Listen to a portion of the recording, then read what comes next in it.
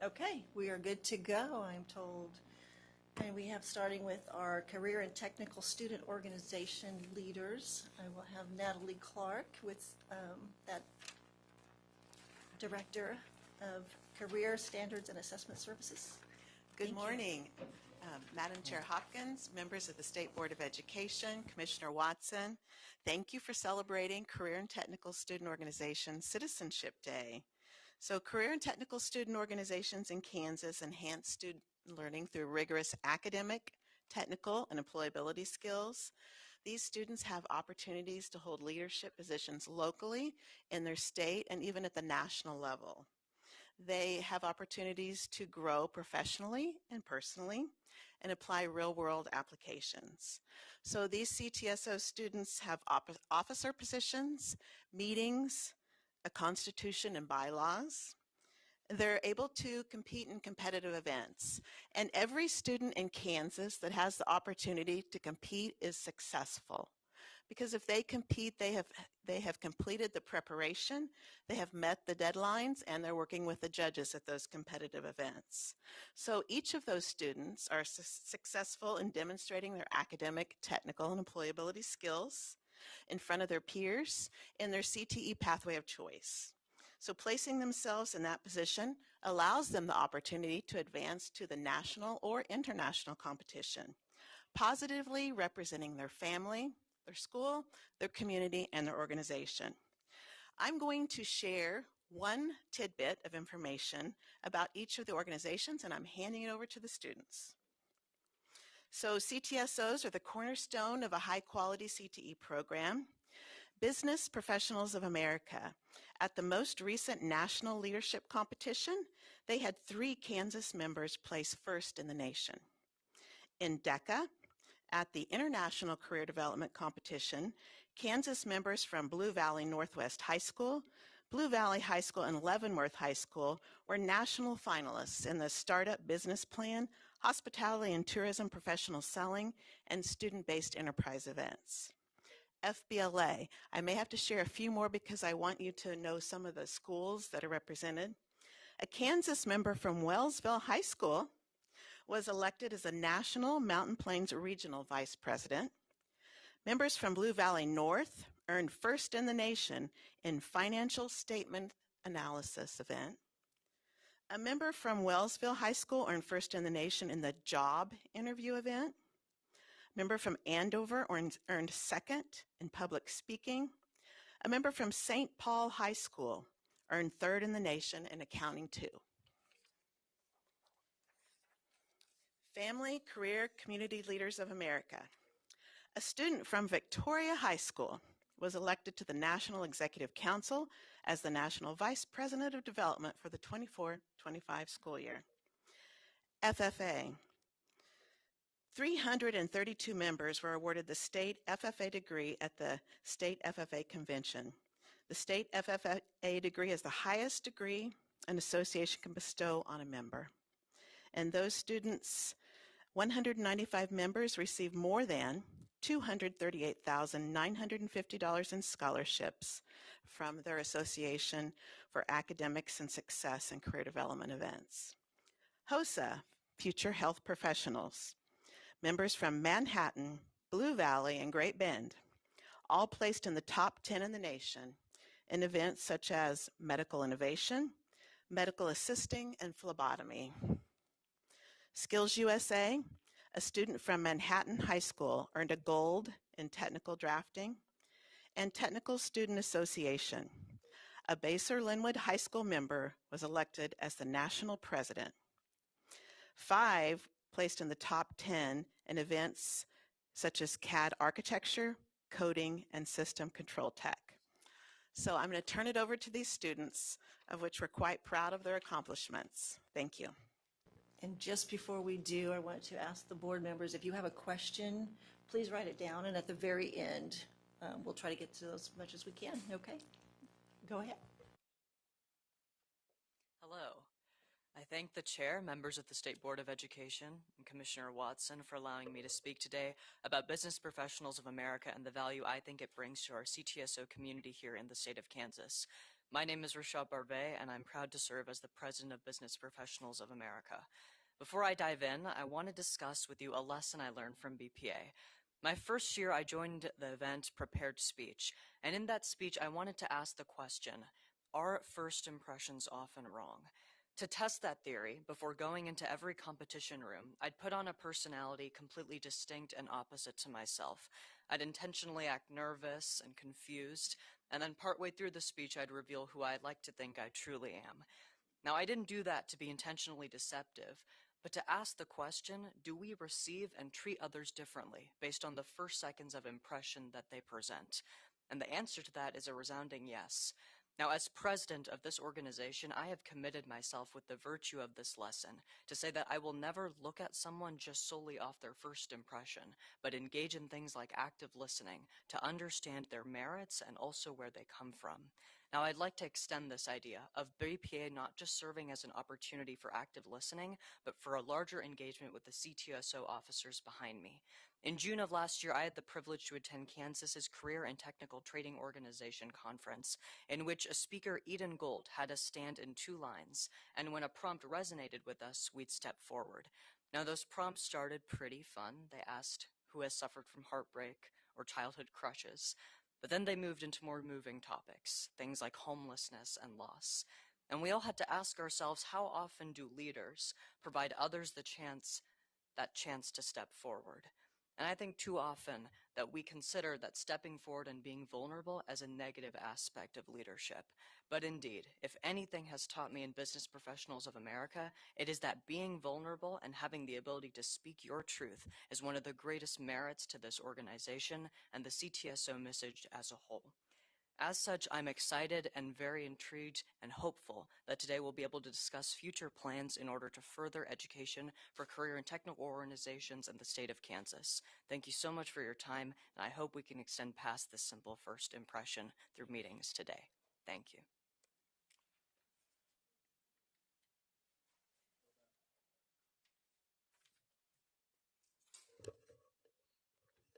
Good morning, Madam Chair Hopkins, Commissioner Watson, as well as all of the members of the board. My name is Aditya Anantharaman, and I have the privilege of serving as the 2024-2025 Kansas DECA President. Mark Twain once said, "There are two types of speakers, those who get nervous and those who are liars." While I'm standing here as the president of Kansas DECA, I promise you, I'm not immune to a few butterflies. But that's the beauty of what DECA offers. It doesn't just teach students to speak, it allows us to command the room and connect with others meaningfully. For those unfamiliar, DECA is a worldwide organization with over 290,000 members, spanning all 50 states and 9 countries. It prepares emerging leaders and entrepreneurs in marketing, finance, hospitality, and management by blending real-world scenarios with hands-on learning. But DECA is about more than competitions or conferences. It's a launchpad for developing critical skills in communication, collaboration, and problem solving, the kind of skills that are indispensable in today's world. When I stepped into the role of Kansas DECA president, I quickly realized that this position was about more than representing an organization. It was about creating opportunities, building connections, and growing personally as a leader. One of my proudest moments was helping to organize the first ever Fall Leadership Conference for Kansas DECA, where we brought students from across the state to grow skills such as public speaking and test-taking strategies. Watching those hesitant students transform into confident speakers in a short amount of time reminded me why DECA's mission is so powerful.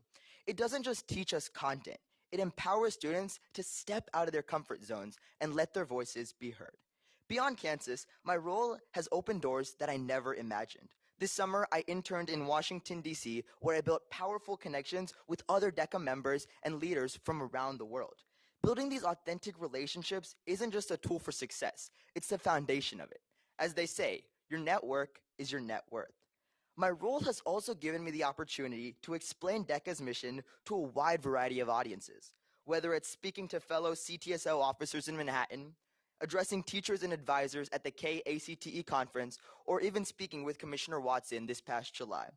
A few years ago, the thought of standing here in front of all of you accomplished individuals may have been frightening, but today I see it as an opportunity to showcase how DECA has prepared me to speak, think, and lead like a leader.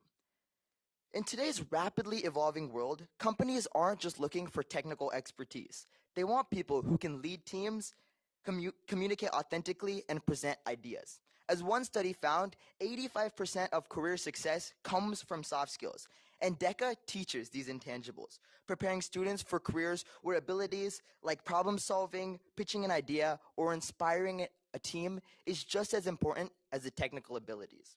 As I close, I want to leave you with one thought. Investing in DECA and other CTEs isn't just an investment in the present, it's an investment in the future. Thank you.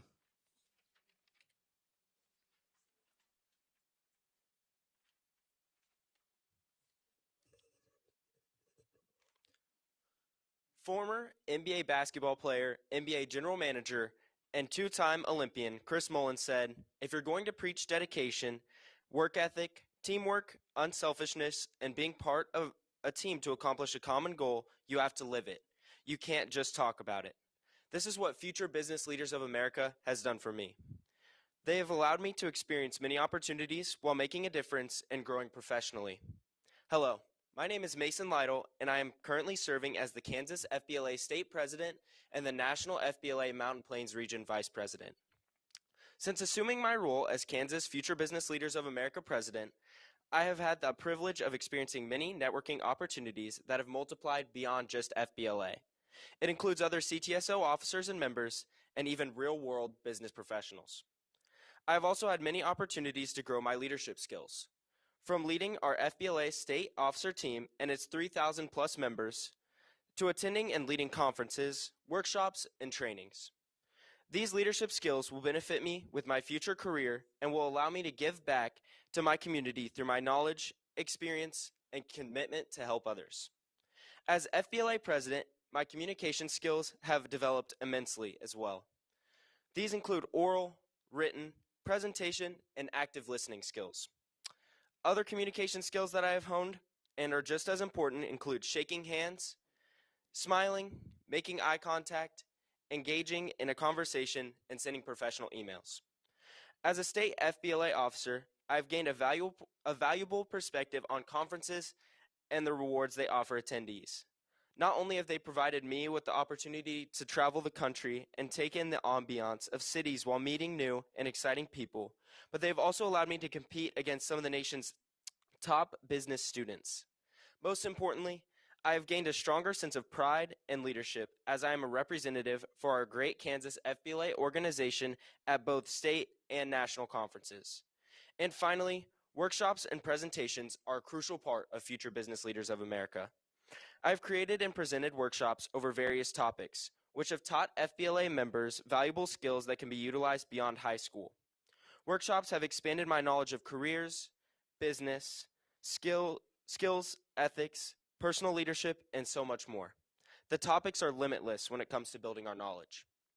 As the Kansas Future Business Leaders of America president, I would like to thank the Kansas State Board of Education for allowing me to better explain how FBLA has developed and continues to develop my abilities as a leader and as a community member. CTSOs across Kansas and the nation strive to make an impact on each and every one of their members by teaching students lifelong skills. Just like many previous Kansas FBLA presidents, I have had the opportunity to make my mark on this wonderful organization and the many people involved in it. And just like the presidents before me, I have enjoyed every step of the process. Thank you again, Kansas State Board of Education, for another amazing opportunity.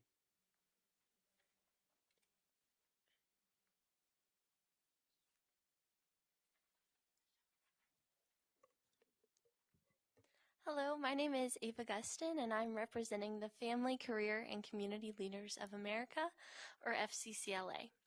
In FCCLA, we love our alumni members, and one of our most famous alumni, Dolly Parton, has said, "If you don't like the road you're walking, start paving another one." I don't think it would come as a secret to you, the Kansas State Board of Education, that high school is not an easy task for everyone. But because of the Family, Career, and Community Leaders of America, 3,355 students across the state build the path that leads them to their home. Their home in which they are free to express themselves, meet students with similar common interests, and above all, give back to their communities. This would not be possible without our family and consumer science educators and FCCLA advisors. When I walked into Mrs. Bergen's classroom to study Intro to Family and Consumer Sciences as an 8th grader, I was nothing short of terrified. I had heard horror stories about students vacuuming eggs or flower babies being destroyed in the hallways, and I was terrified. But I quickly made myself at home as I discovered a breadth of subjects that would help me to become a better family member, societal contributor, and above all, a better server to others. Flash forward a few years, and I have met my best friends and state officer teammates. Asher, Ben, Brant, Easton, Jalen, Kendra, Levi, Madison, Madeline, Maddie, Tegan, and Vivian provided me with confidence when I needed it most. All across the state, students are gaining these same connections as they become chapter officers in FCCLA. But FCCLA is so much more than connection. It is about community engagement and giving back to those that need it most.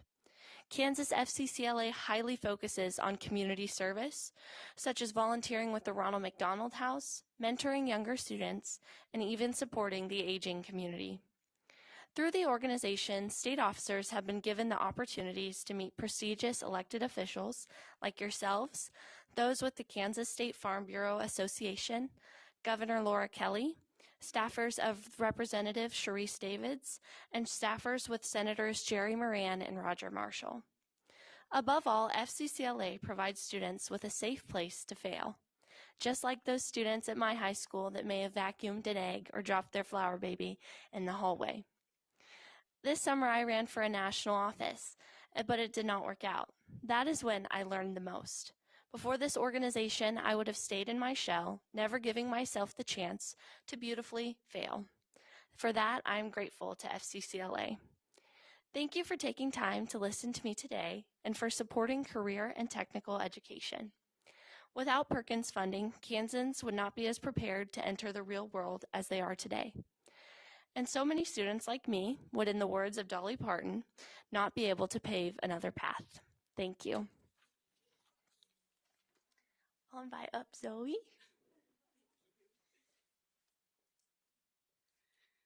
Good morning, Charis Hopkins, Commissioner Watkins, and the Kansas State Board of Education and guests. My name is Zoe Rhodes, a current sophomore at Kansas State University studying agricultural education at Ag Economics Pre-Law, and I am so proud to be serving in the Sunflower State as your Kansas FFA State Treasurer. Kansas FFA has over 14,000 members confirmed this year, and we are represented in 102 out of the 105 counties in Kansas. Now, I personally believe that after God made a farmer, God made an ag teacher. Our over 300 agricultural educators serve as FFA advisors, and I know that I personally wouldn't be standing in front of you today without my ag teacher, Mr. Calloway and Mr. Curran. They have a lot of knowledge, and they help us grow a lot as students and as educators. I'm proud to be a Kansas FFA state officer because FFA has given me so many opportunities, and my favorite opportunity of service this year was hosting one of the 3 chapter leadership trainings. The state officers facilitate and host over 5 conferences throughout the year in the state of Kansas. 300 members were represented over the 7 districts in Kansas. We hope to be strengthening our relationship with the Kansas State Board of Education. We hope to keep food on your plate, and we hope to keep joy in your hearts as we educate you on Kansas FFA. Kansas FFA's cornerstone was built on what we call the school-based agricultural education model, or the 3-circle model. The 3 circles consist of supervised agricultural experiences, or SAEs, as you might have heard them called before, FFA, and classroom/laboratory. I'll start with SAEs. SAEs contribute over $1.2 million to the Kansas state economy, And these are projects that students are involved in, that they earn money and they also earn experience from working. We have 7 different aspects of SAEs, and they are able to delve into these programs and be able to get into the agricultural workforce, not only learning agriculture, but also leadership in the workforce outside of high school, being able to delve themselves into the economy before they get out of high school, entering the workforce. The next circle that separates us from other CTSOs is the classroom/laboratory circle. This means that every FFA member has to be enrolled in an agricultural classroom to be in FFA. The last circle, or FFA, is personally my favorite. This is where the educator and the education meets to award the merits of our hard work, to delve us into the rewards of being in agriculture, being a state officer, being a district officer, whatever level you are at in Kansas FFA, you have the opportunity to be rewarded for that hard work that we do every single day. And what I love most about FFA is the opportunity that we get not only as younger members, but as older members such as myself. You may notice that I'm a student at Kansas State University, so I'm a little bit older than the people standing beside me. But I'm very grateful to be outside of high school, being able to serve those 14,000 members of Kansas FFA, because we're able to focus solely on our Kansas FFA members. Now, service has a lot of different meanings. Service can mean different things from each one of you, but my personal definition of service is lightening the load of others by being able to clear their path without expecting anything or reward for myself. I truly believe that service is the cornerstone of FFA, and I hope that we continue to strengthen our relationship with you in learning to do, doing to learn, earning to live, and living to serve. Thank you.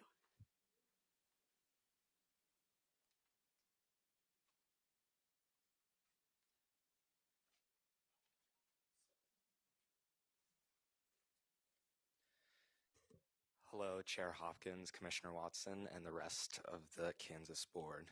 Thank you for meeting with us today. My name is Hayan Rafi, and I have been granted the honor to be the 2024-2025 Kansas HOSA President.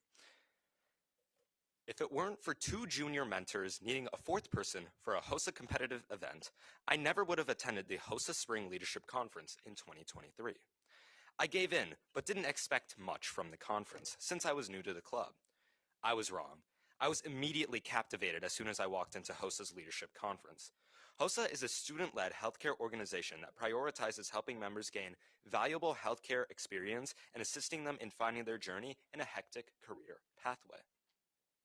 HOSA's focus on healthcare allowed me to talk to a veterinarian, a physical therapist, a transplant surgeon, and many more healthcare professionals at the conference. This conference only furthered my fascination with public health and healthcare in general. Now, as president, I can confidently say that HOSA has only enhanced my abilities in regards to many skills necessary in a future healthcare career. I have been provided the opportunity to speak publicly to peers, healthcare professionals, and distinguished people such as you all here. My favorite opportunity has been identifying and working towards similar focuses of both the organization and I. For example, Kansas HOSA has the large majority of its members residing in eastern Kansas. We are trying to expand our outreach into western Kansas, especially for those kids who lack an adequate opportunity to gain healthcare experience in their cities or towns. I have had the honor of meeting with many western Kansas HOSA members and chapter advisors, allowing me to learn and recognize opportunities for growth. These experiences have led both Vice President Shivani Hebsler and I to create an internship database for high school students to use around Kansas. This internship database is predicated on facilitating these students in finding volunteer opportunities or internships at their local clinics or hospitals. In hospitals without these opportunities, we are working with hospital executives to create a volunteer services department or some method of establishing an interface with the youth in their communities.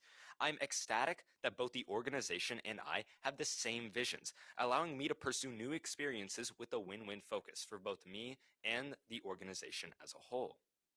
These opportunities have provided me with large strides in my abilities regarding public speaking, emotional intelligence, social networking, and time management. My experiences have also opened up my eyes to others' perspectives and needs regarding healthcare.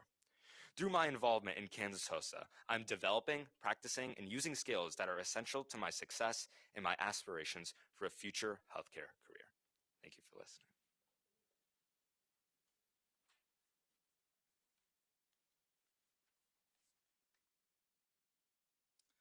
State Board Chair, members of the State Board, and Commissioner Watson.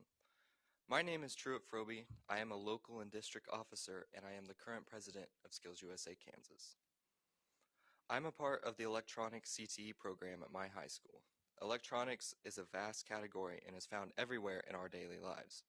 Learning about electronics has given me better understanding of the items and tools that are now considered standards for our everyday lives. Through electronics, I've also learned about the organization SkillsUSA. This is my second year in SkillsUSA and my first year in an officer position. Since joining SkillsUSA, I have had numerous opportunities to grow in leadership, personally and professionally. Leadership competitions has helped me work on public speaking and other soft skills, while the technical competitions has helped me better my technical skills. These have worked in unison to help me and others grow to be better future employees.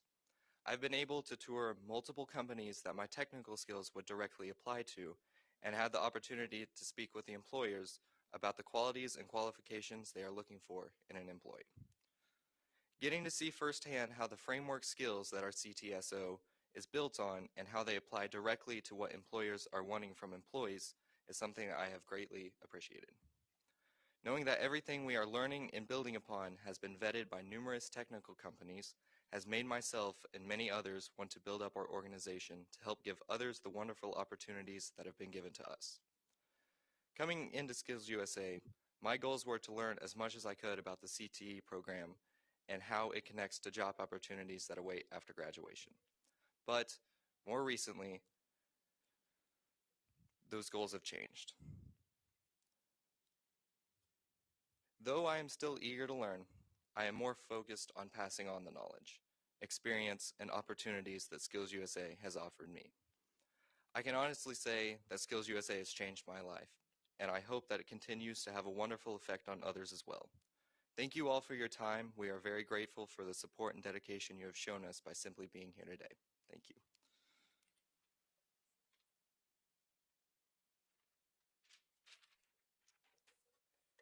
Hello and good morning, everyone. My name is Lane Lamping. I'm a senior at Baser Linwood High School, and I currently serve as the 2024-2025 National President of the Technology Student Association. In this position, I represent over 300,000 middle and high school students across the nation, all of whom engage in STEM through TSA programs. From intracurricular activities and competitive events to career exploration, leadership development, and networking opportunities, our members work to fulfill the TSA mission, learning to lead in a technical world. When my middle school engineering teacher, Mrs. Job, first convinced me to join this organization, I had no clue the doors it would open for me. As national president, I now lead the 6th Student National Officer Team, preside over meetings, and carry out initiatives, one of which for this year is implementing National TSA's Forward to 50 membership recruitment campaign, a strategy TSA is using to reach our 2028 50th anniversary membership goal. This summer at the 2025 National TSA Conference in Nashville, Tennessee, I will lead general sessions, engage with TSA members and partners, report to each state delegation's corporate members, and share the annual student business meeting.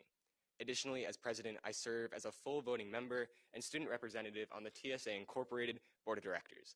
In this position, I help set organizational policy and develop TSA's operational plan, as well as making other business decisions for our organization. Still, I believe the greatest opportunity I have acquired through TSA is not exclusive to my role as national president. It's an opportunity every member has, the opportunity to be a part of our incredible community. As a 4th-generation Kansan, I'm well-versed in our state motto, ad astra per aspera. However, I haven't always felt as though that really applied to me. The community I found within TSA changed that belief. It connected me with people who give me the motivation to always think bigger and push further. For me, TSA members aren't just my peers. They're my mentors, partners, lifelong friends, and my biggest inspirations. It's the people who have encouraged me and the experiences I've had within TSA that have shaped me into the person I am today. Not once did I think that my decision to join this organization would lead to what it has, but it did, thanks to the support of my TSA family. Thank you all for the opportunity to present today, and thank you for your continued support of career and technical education, TSA, and all career and technical student organizations. It's my belief that organizations like these help our students to reach for the stars. Thank you.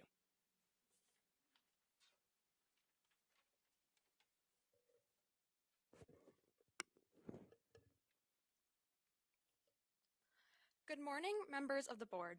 My name is Ari Vilne, and I'm honored to serve as the Kansas State Technology Student Association president. When I first joined TSA as a freshman, I not only found community, but a clear path forward towards the areas of technology that I wanted to explore. But having the opportunity to be Kansas TSA's president has opened even more doors for me. One of the most exciting projects I'm currently working on is organizing TSA's annual Winter Leadership Conference, in which new and returning students can engage in fun, themed activities based on this year's theme, Heroes versus Villains. Beyond just preparing for the state competition, it's a fantastic way for students to get to network and build lasting connections with their peers. Another major opportunity I've had as a CTSO president is to increase membership and involvement in TSA. I've been able to encourage more students from my personal chapter to join and become a part of TSA. I also get to be a part of the conversation on how we can improve TSA. For example, I recently attended a state meeting with other state presidents where we exchanged fundraising ideas and ways to boost membership.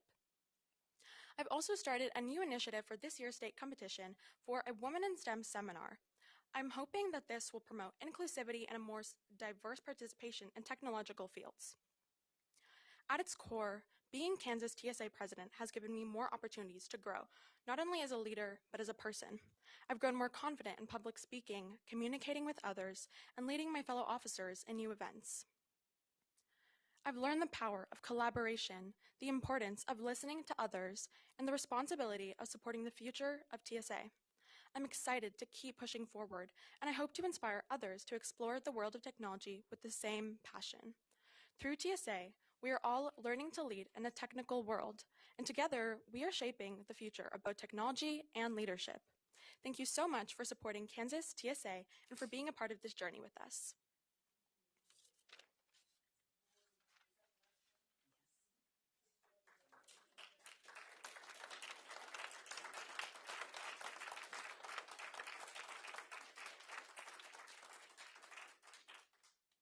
That was powerful, each and every one of you. Thank you. We're looking forward to lunch with you all today. I don't see any names on the thing at the moment, so I'm going to jump in here. I think every one of you could sit right here and do a better job than I am. So I just got voted in yesterday, so definitely in that nerve situation that I've heard from all of you, so I totally appreciate where you're coming from. Heard a couple of things, and not that I couldn't pull from every one of you because I really could. One of them that really caught me, I think it was Ava that said it, safe place to fail. And I can tell you with this board and how we connect, I feel that too. I don't know about the public, but at least I can feel that here. And I know how important that is. So I think that's really just amazing. And I am District 5 representation, so that is Western Kansas and beyond, but catching HOSA, whichever one of you it was talking about getting into Western Kansas, and I do appreciate that on a personal level with our district. I also know that when you're speaking, it always matters, doesn't it, who your audience is, whether the nerves go up here or down here, who's in front of you. So really just catching all of that, really thank you. I have to take a moment because I promised my hometown, obviously also my district, Hayes, had their FFA sweep the district or the division. So they went to the Northwest District Leadership School. I think it was held last month, and they placed first in every division, and we'll send 3 teams to state. So I told them I had to give them a shout out today as well while you all were in front of us. But the impact that your organizations have made on you are obvious, and I can really appreciate that. And I can tell you, at our age, we keep learning, don't we? It never ends. It's that constant journey, and it's beautiful to see you in front of us today. It was just amazing. Sarah, Michelle, please. Thank you, Madam Chair. Thank you for your presentation, each and every one of you.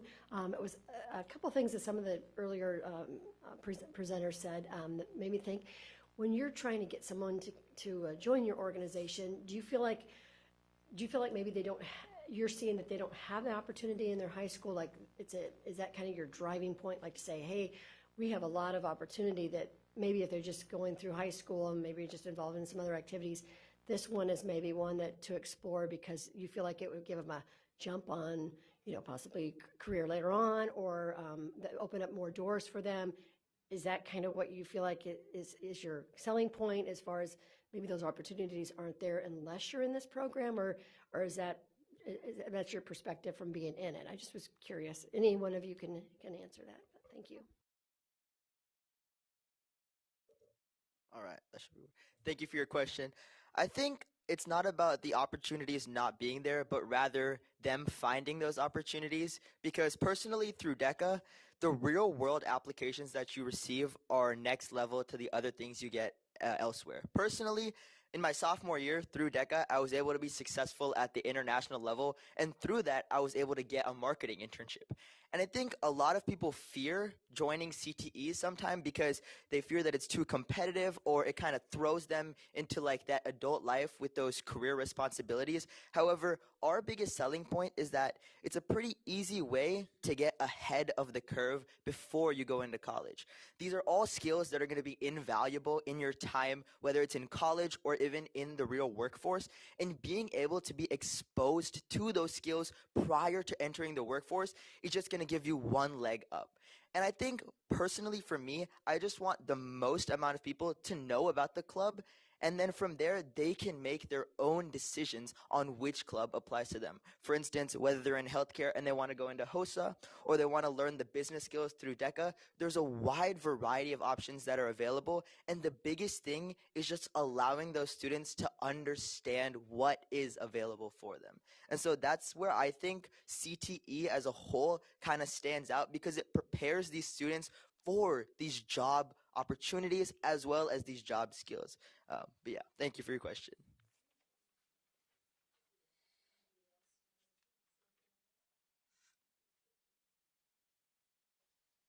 I'd like to add on a little bit more to that.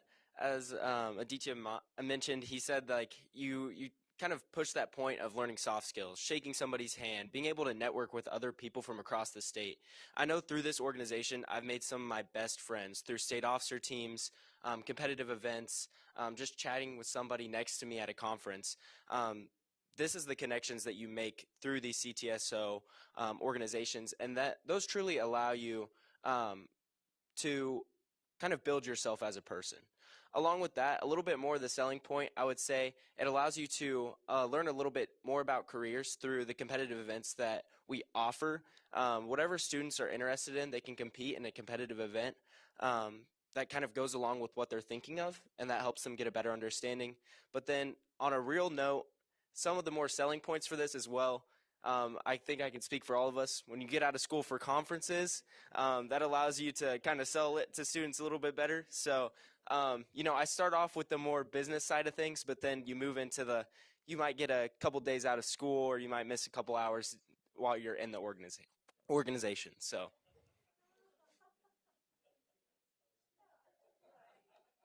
I mean, let's get real. That's a big deal, right? Anybody else, board? Oh, yes, Melanie. Thank you, Madam Chair. I just wanted to ask how you fit this into what I'm sure are already busy schedules for all of you. I imagine whenever I see someone as accomplished as you all, I'm thinking, okay, they're working, they're in other clubs, they're doing all the things. I mean, I came up and said hi to Lane earlier because I'm seeing him everywhere. I know that his schedule is packed. Same for Ava. She's been here before. We've seen some of you before. So I'm just curious, where do you fit it in? Is it always a class? How much of this is after school?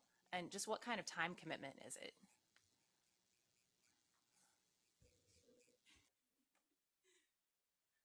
I'd love to start because I feel like my experience is probably just a little bit different than everybody else's. But as a Kansas State University student, it really fits in wherever it has to fit in. I also work full-time student, so FFA really takes precedence right under faith for me. I really take FFA as a priority because of the relationship building. Relationships are a huge thing for me. I have a lot of energy for people. That is my why. That is my purpose of why I wake up every morning. So FFA consumes all of that relationship building, and that's where I learn those skills. So it takes precedence right under faith for me. So when I wake up every morning, my physical calendar and planner is my best friend ever.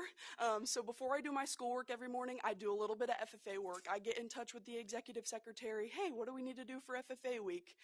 Just knowing what's coming up, and we have six of us on the state officer team, so it's really easy to have accountability partners texting you, hey, maybe we need to do this for the next week. So yeah, physical calendar, love relationship building, and I really believe that it fits into my schedule really well because it's so easy to do the things that I love.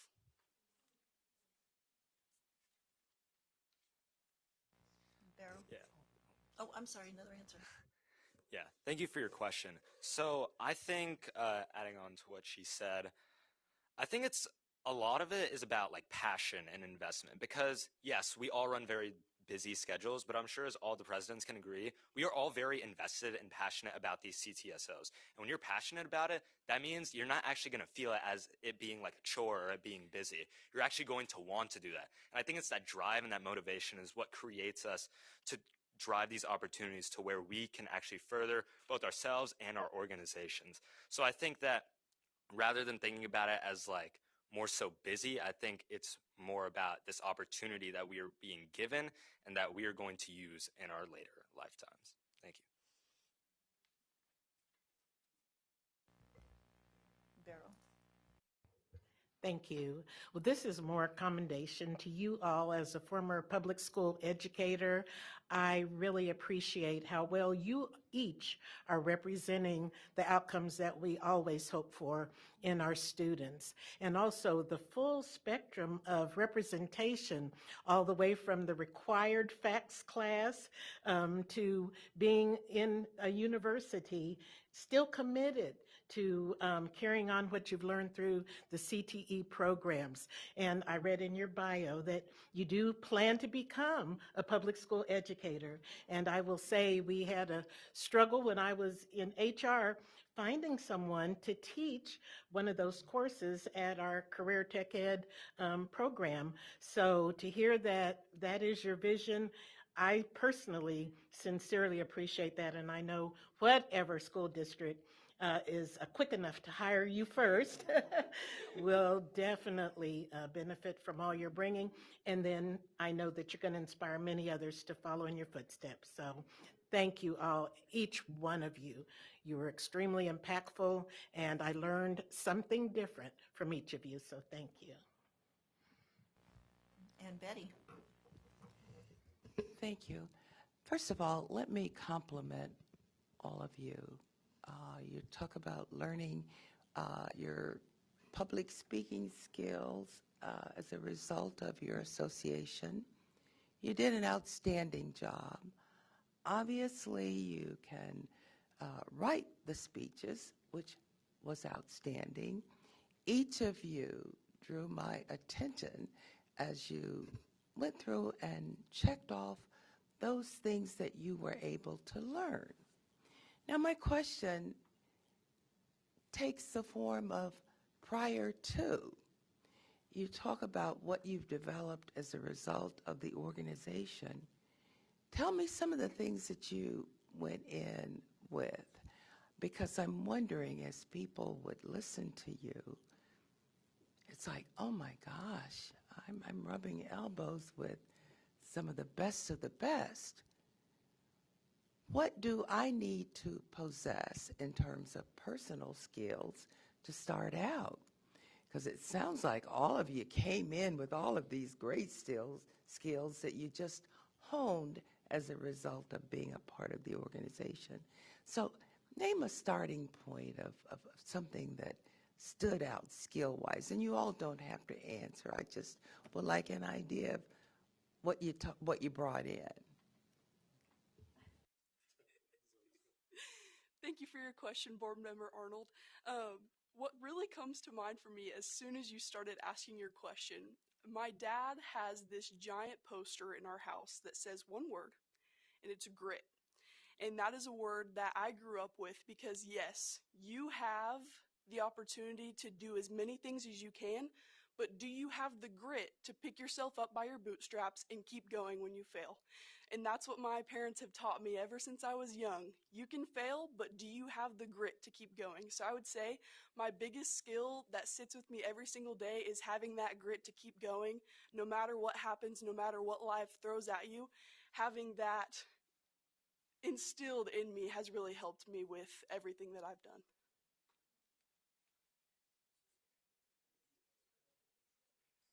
So I'm just going to second what Zoe said. I don't think you need much to join. I joined my organization in 6th grade. I knew hardly anything about engineering technology, no hard skills. I've developed everything since then. And additionally, as you said, you've been complimenting our public speaking abilities. I could not be doing this just 3 years ago. This is incredible opportunity to be able to speak in front of y'all that I wouldn't be able to do without this organization. And then all the career development that I've gotten out of my organization is solely because I had the drive to learn. I didn't have anything coming into this.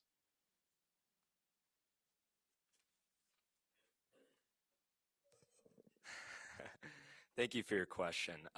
So it reminded me of a saying, so you miss every shot you don't take, right? And that reminded me of one word, confidence. All of us are obviously incredibly talented, but I think there are also very many talented people out there who don't take these opportunities. But I think one big part of it is confidence. I believe that all of us possess the confidence to go in and be like, okay, we can do this, we can run. And a lot of people, when they stand in the face of adversity, they won't want to go forward. They won't want to push forward. But if you look at people like us, I believe that we have and possess the confidence to be like, oh, I can do this. I can push through this. I can work around this obstacle, or maybe even push down the barrier. So I think that there are very many talented people out there, such as ourselves, but I think that some things that separate the leaders is that they notice the details, they have this confidence, and they go into everything having this positive mindset.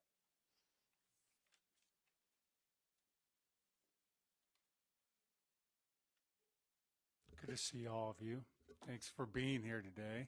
Look forward to dinner or lunch with you also. I'd like to know kind of a simple thing.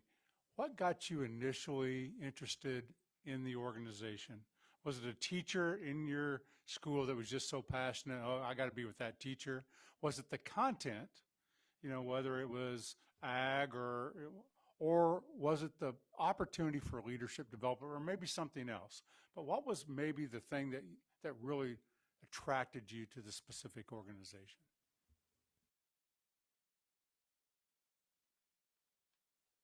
So from a young age, growing up in a pretty small town, 3A school, I saw how impactful FBLA was as a younger child through my elementary school years. Our FBLA was always striving to do great things within the community. And then as I got into middle school, I found out who the teacher was that ran the FBLA chapter. Her name was Mrs. Rottinghouse, and she built an absolutely amazing chapter, a super passionate teacher, and she just strived to grow each and every one of her students. Then I found out that my dad was an FBLA state officer, and so Mrs. Rottinghouse was always talking to me in the hallways, and I didn't quite know why, but I figured out that her and my dad had a strong relationship through his time in FBLA as a state officer, and so that right there was one of the reasons that I truly wanted to join the organization, was to find a way to follow in his footsteps and make change just like he did in future business leaders of America before me. Thank you for your question. When I first joined TSA, it was because of one of my friends. Her name was Arushi. She was an upperclassman, and she was a former TSA state vice president. And I remember my freshman year, she was running for president. And when she didn't get it, she quit TSA altogether. And when I was a freshman at the competition, I was able to hear a lot of different stories from people. One of the biggest ones for me being, oh, there's not enough women in TSA. And I think that was a really big thing for me. Like, I wanted to join TSA and just do something. And I didn't know exactly what I wanted to do, but I knew it had to do with that. And that's why, as a president, I wanted to start a Women in STEM seminar for the state competition. Just another day, I was at a regional conference, and a girl was complaining to me, oh, I'm the only one in our chapter who's a girl. I feel so left out. And I think that's one of the reasons I wanted to join TSA, just, to prove to people like Arushi, who quit altogether. Like, you don't have to quit, you can keep going.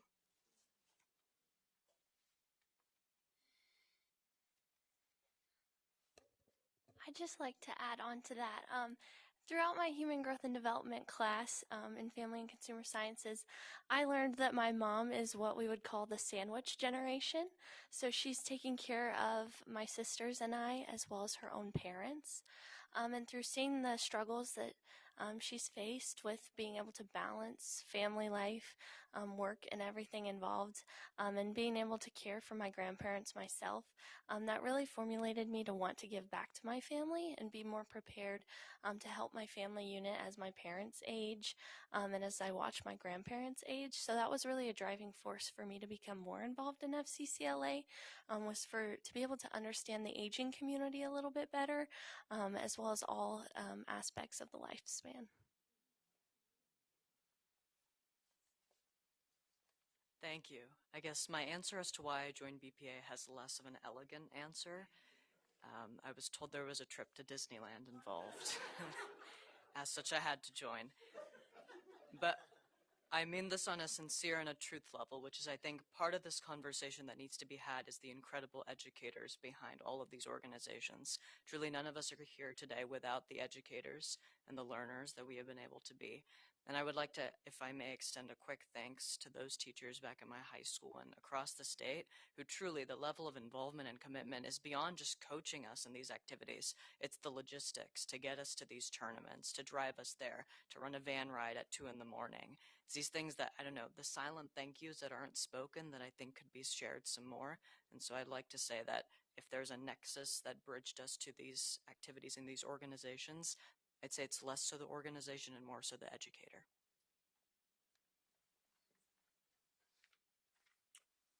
Thank you for your question. I want to turn back the clock to 8th grade when I remember my sister, who's 4 years older than me and kind of has been my guiding light as far as mentorship since I was little. And she told me, I think you'd be really successful in DECA. And at the time, I just kind of made a mental note of it as I went into high school. 9th grade, during the fall, I was pretty busy with soccer and I didn't end up joining DECA. However, in 10th grade, I took honors accounting with our DECA advisor, Mrs. Dark, who has been one of the most impactful people in my high school journey. She told me to join DECA, and so I did. I initially began in financial team decision making using those accounting skills that I learned. But I think just as important as what got me into this organization is what kept me into this organization. And for me, it was the opportunity to explore multiple pathways. I've competed in everything from sports marketing to integrated marketing to financial team decision making, and I've figured out what works for me. But then, like Rashad was mentioning, we're both from Blue Valley West, and I want to give a shout out to Mrs. Dark, who was planning on retiring from DECA this year, but to support me, she decided to stay for one additional year. And so I want to give a huge shout out to Mrs. Dark. She's been very, very key in my time at Blue Valley West. She's guided me on not just DECA, but my career as well. And now I'm going to go major in finance and entrepreneurship in college. So I think we need to give a huge shout out to all of our advisors because they truly are our rocks when it comes to CTSOs. So before I go to Debbie, let's do that for all the educators.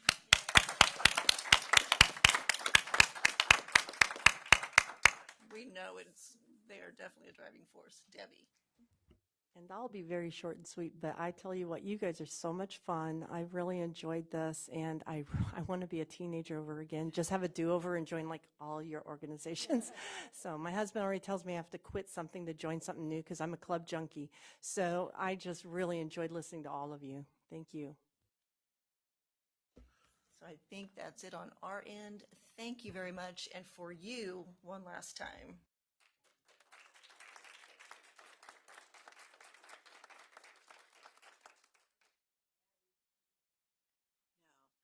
Thank you all. This was very motivating. It's the reason why we all do what we do in education to, invest in the future. And so thank you all. And we look forward to lunch and spending time with you guys. Thank you. Thank you. And we will take a 10-minute break. Okay, and be back at 10:05.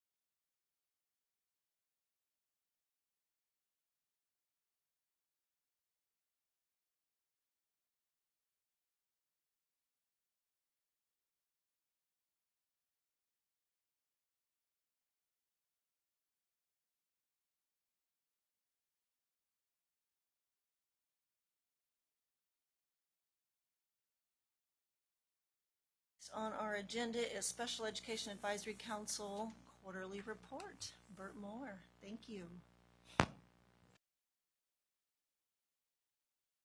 You can hear me okay? All right. Light's not on. Well, the blue light's on now. We're good.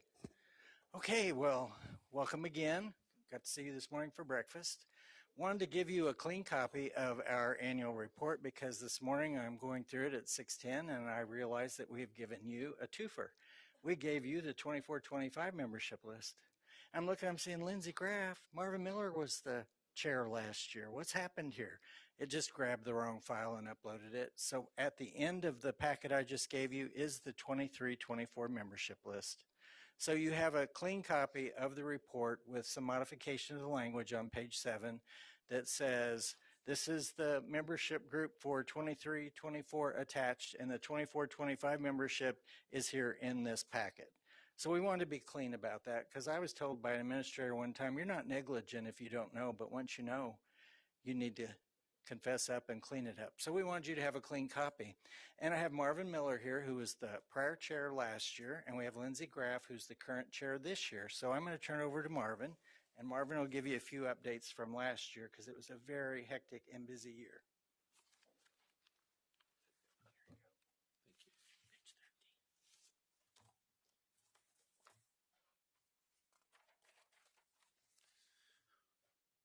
Good morning. It's good to see you all here again today. I've looked at my schedule and I've been on SEAC. They're finally going to kick me off, I think, pretty soon for a little over a decade. When I started, I think my daughter was 11. She's 22 now, so I got involved because of my daughter. Again, I'm Marvin Miller, and it was my honor to be the chair again this past year. It was a busy, hectic year. It was not the busiest year in over the last decade, but we did have a lot of things, and there are a lot of things that I've been able to see come a long way in the decade or so that I've served on SEAC, and much of that is to you all, the state board, doing all that you do to support our kids in Kansas, and especially our students with needs for specially designed education. I'm glad it's just been the last couple of years. I think we've gone to a quarterly report in addition to an annual report. So this is not just once a year information that you're getting. So you all are pretty up to date. There are a couple of things I did want to highlight that we did spend a lot of time looking on. And one was licensing. As you know, we have for a long time now trying to find teachers to serve our students that need special education, and we have come up with some very good ways of licensing, alternative paths to licensure, so we can capture quality pairs, quality parents, quality adults that move into education as a second field and feel like they can make a difference. And we've worked and given input to license department, and you have approved that. We're beginning to see some of those results with some of our limited residential licensures and other pathways out there. So we continue to work with that. And it's, as you know, it's still tough to find teachers and people that want to serve our students. So thank you for the work that you've done in that, and we will continue to do that. One of the things we started looking at after COVID was virtual schools. We know that school is changing, and we wanted there are a lot of advantages to virtual schools, a lot of good things about virtual schools, but we want to make sure that students with disabilities who are involved in virtual schools are receiving the education that they need and the needs that they have to be met. So we've been looking at started last year. We're still looking at data and making sure we've got some good things going on in the state, and we want to celebrate those. And then the ones that are struggling, we want to make sure that they have the assistance they need so that all of our students can be served in the various manners they are. Another thing that we looked at last year is dyslexia. We've looked at that a number of the years that have been on, but with recent legislation, we'll begin to capture whether a student has a learning disability and if that disability is dyslexia, and we want to make sure that we are serving those as well. So that is data that we have been capturing, and we're starting to analyze. In fact, we'll be looking at a report in our meeting later on today, and then into next year, as this is the first year that we'll be taking a look at that data. One of the big things that we were just talking about upstairs now, and something that's been dear to my heart for years, is transition.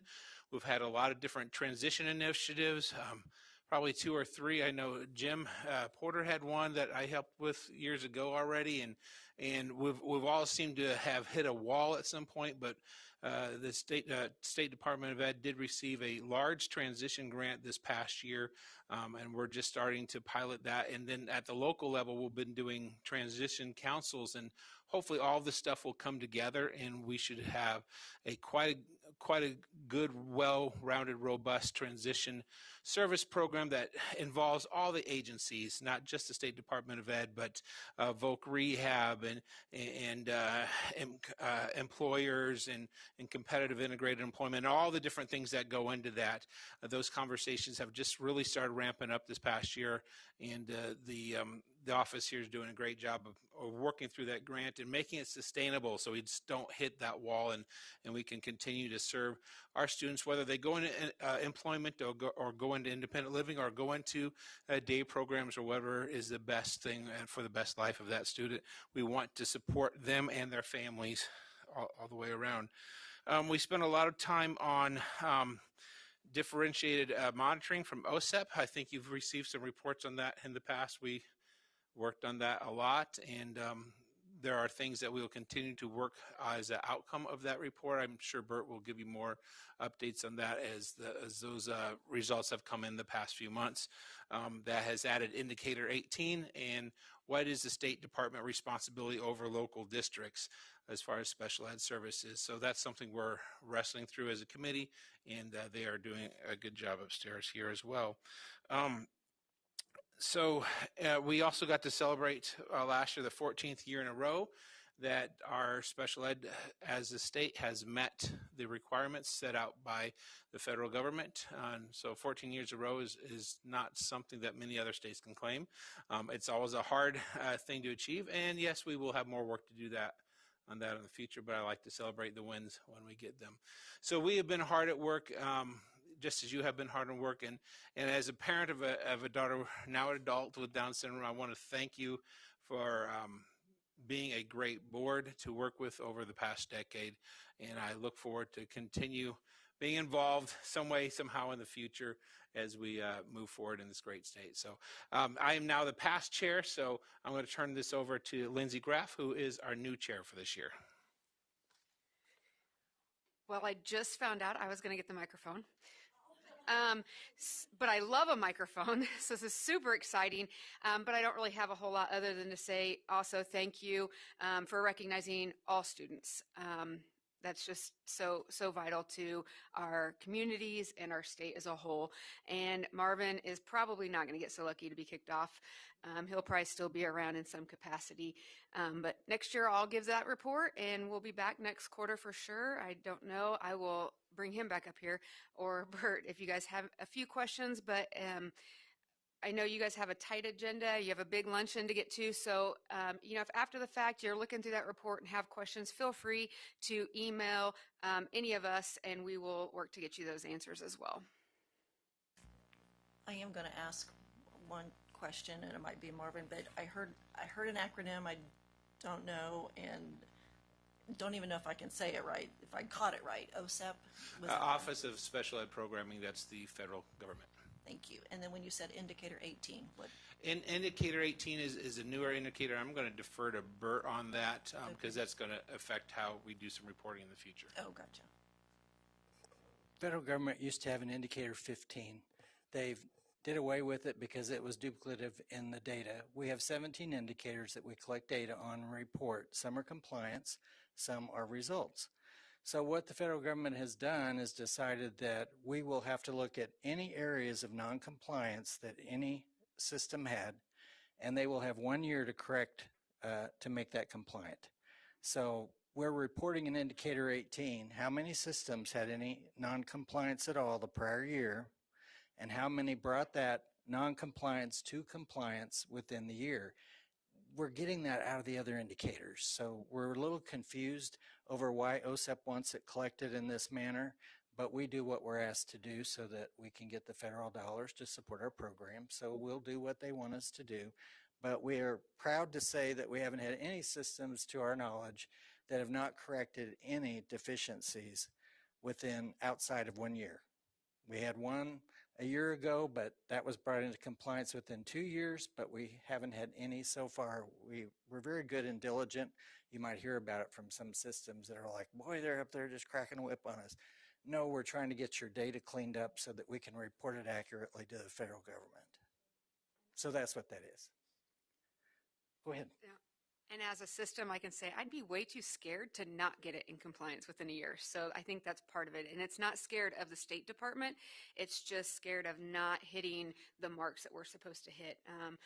We are compliant by nature, I think. And so usually there's made an error or there's something, and we want to get those cleaned up as quickly as possible. So I think that's going to be a new indicator that's not going to be problematic for us to report on.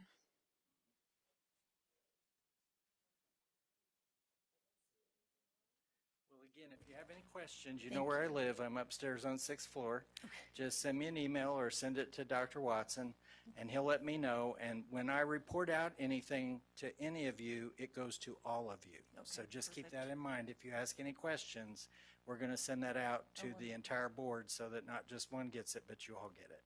Perfect. Okay? Thank you. Appreciate it. Thanks. Okay, we're going to roll into Mr. Gordon here with the FAFSA removal. Good morning, Madam Chair, Commissioner Watson, members of the State Board. My name is Scott Gordon. I'm General Counsel for the Kansas State Department of Education. And one of the great joys of my job is managing the regulations that you all adopt and move through the adoption process. Those that have been on the board for a while know that there may be a little bit of irony to that statement. Today is just kind of a preview of what is going to occur next month, because you may be hearing from constituents. If you haven't already, you probably will in the next 30 days. And so rather than have you have no idea what the constituents are talking about, we've gotten the habit of kind of giving a preview before the hearing. Approximately a year ago, after quite some time of dealing with trying to change the graduation requirements, I think it was June or July of last year, the State Board of Education adopted certain changes to the minimum graduation requirements that accredited high schools in Kansas needed to impose on their students. One of the, I think it's fair to say, more controversial or questioned obligations would be the completion of the FAFSA by any student that wants to graduate from a Kansas high school. This board voted last year and made it very clear to the Department of Education, we will approve all of these changes, but we want you to bring a change immediately, removing FAFSA. So we did. I think a month after that, we brought it to you. That's the language that I've shared with you. This is on agenda item 4 in your packet. I apologize, my copy doesn't have specific page numbers. Really all we did was we drew a line through the language we got rid of and drew a line from the effective date at the end. The reason for that is, as written, none of the graduation requirement changes matter except for the current freshman class. By the time they will be seniors, these are the graduation requirements that apply to them. That was done a year ago. So in order to make it to where no student would ever have to, I'm going to say, worry about completing a FAFSA or getting a waiver in order to graduate from high school, we just struck that language. That language has been approved by the Department of Administration and the Office of the Attorney General's Office, as well as the Division of Budget. We've gone all the way through.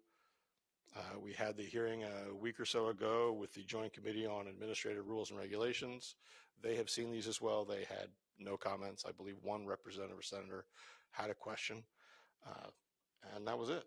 And so this is what will be brought to you next month and by way of a public hearing. And Madam Chair, I'm happy to answer any questions that anyone may have. Seeing none. Thank you very much, sir. All right, thank you all. Appreciate it. Yep. We'll see you next month. See you. And I lost my agenda. Okay, where are we?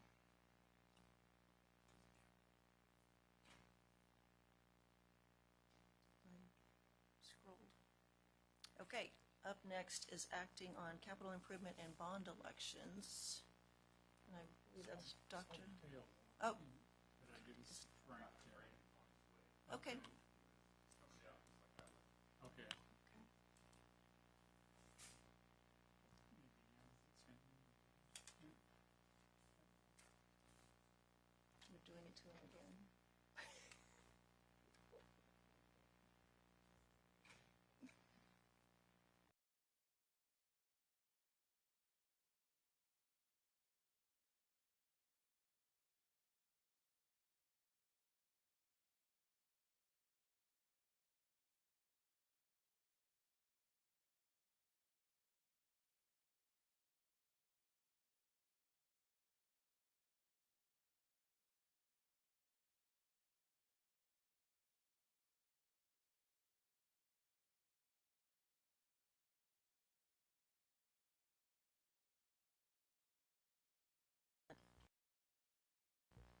do we want to approve the consent agenda as amended, which was A, B, and C, I believe, was all that was left on it?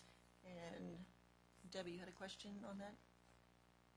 Yes, my only question was, I actually had written what I wanted to say, but I was going to look at moving this back a month anyway. So just because I have received conflicting directions on this as to what we're voting on, and We're voting on A, B, and C. No, not that. On the what the requirements are on the vote. So within the bonds, I've been told. I first learned of it from The bonds wouldn't be a part of this vote. No. I thought that's what we're on right now. We went on to number 5, or did We're on we? the consent agenda, which all that's left on it is A, B, and C. No, I know you're talking about going to the consent agenda, number 7. That's all we would be voting on. We'll get to the ones that were pulled Okay. never mind. after. So just if we can make a quick vote on. Okay. Dennis is motioning, Jim Porter seconding. Everybody in favor of approving the consent agenda A, B, and C. So we have, are we 9 and no votes? Are you voting against? Dan, we got 1 against. Dan. So I believe that goes 9 to 1. And now we are going to move on to number 5, which is acting on the capital improvement and bond elections. Dr. Harwood. I thought I saw him walk in. Who did I see? I saw I saw a tall man. I guess that's what it was. Yeah, I thought I had time to perfectly. That's a good idea. Okay, that's a good idea. So, as we're waiting, we do have lunch after the meeting adjourns. We will be going to the Beacon, which is across the Capitol. We'll have lunch with the CTE Citizenship Day students. I don't know how many are there for the whole thing, but it is really fun to hang out with them. And then we'll do that 12 to 1, have a round table with them from 1 to 2. We will then move to the Kansas Health Institute on 8th, which is the other side of the Capitol, and do that from 2:30 to 4. And then for anybody who can, the Governor's State of the State is at 6, which we will meet here at 5:50 and go over to the Capitol together. So we need to be in the lobby here at 10 till 6 so we can go in to get through security together. Okay? And then the Governor will speak. Yes, sir. I just have, Madam Chair, thank you. I have a question on the board retreat. I'm curious why we just can't come back here and have a discussion, not necessarily sit at the table, but set it up where we have a round table and everybody sit down. And I'm okay if it's, I'm personally okay if it's a live screen. I don't have anything to hide from anybody or anything like that. So I'm just curious why we need to do a board retreat outside someplace. Okay. And I didn't set Somebody that up, can so if anybody wants to speak to that. jump in or. Madam Chair, I like that idea as well. Okay. Well, we'll. I just want to say the reason you can't live stream, you can live stream, but the audience will hear nothing because you're doing small group discussion, and what they'll hear is just noise. So that's why in the past, board chairs have said, we can do it here. That's not an issue. But live streaming, again, you can live stream, but you're not going to have audio that's discernible to the public. We will sit in that for a moment as we move on. Dr. Harwood. And yes, we did it to you. Good morning. Good to see you again today. I will have to get better about timing. So today we're going to talk about bond applications. And so for those of you who have been on the board, you have approved these almost on a monthly basis in the consent. But things are a little different this month because of the state statute. So I'm going to just spend a little bit of time just on some background information, just to kind of remind everybody what the board's role is with bond applications.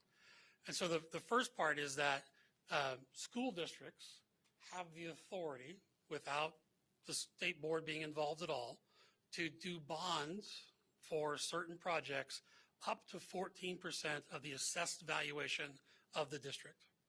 So if they stay below that 14%, the state board doesn't have to do anything. The state board has authority to grant the districts the permission to exceed the 14%.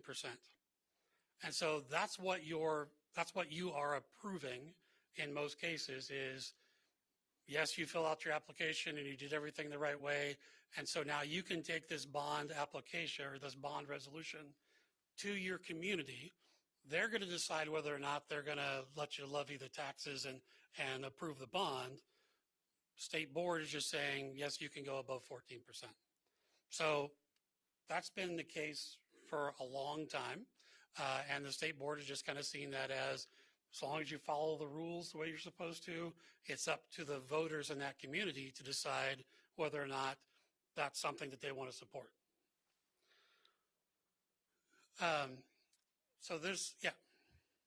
Michelle would like to ask a question while you're sitting there. So Dr. Harwood, about, I want to say it's 3 years ago or 4 years ago, a district in my area came down and had they had to have a special tax meeting with their local, it was because they had growth going on in one part of their community and they had hit their max or whatever, as far as requesting a bond.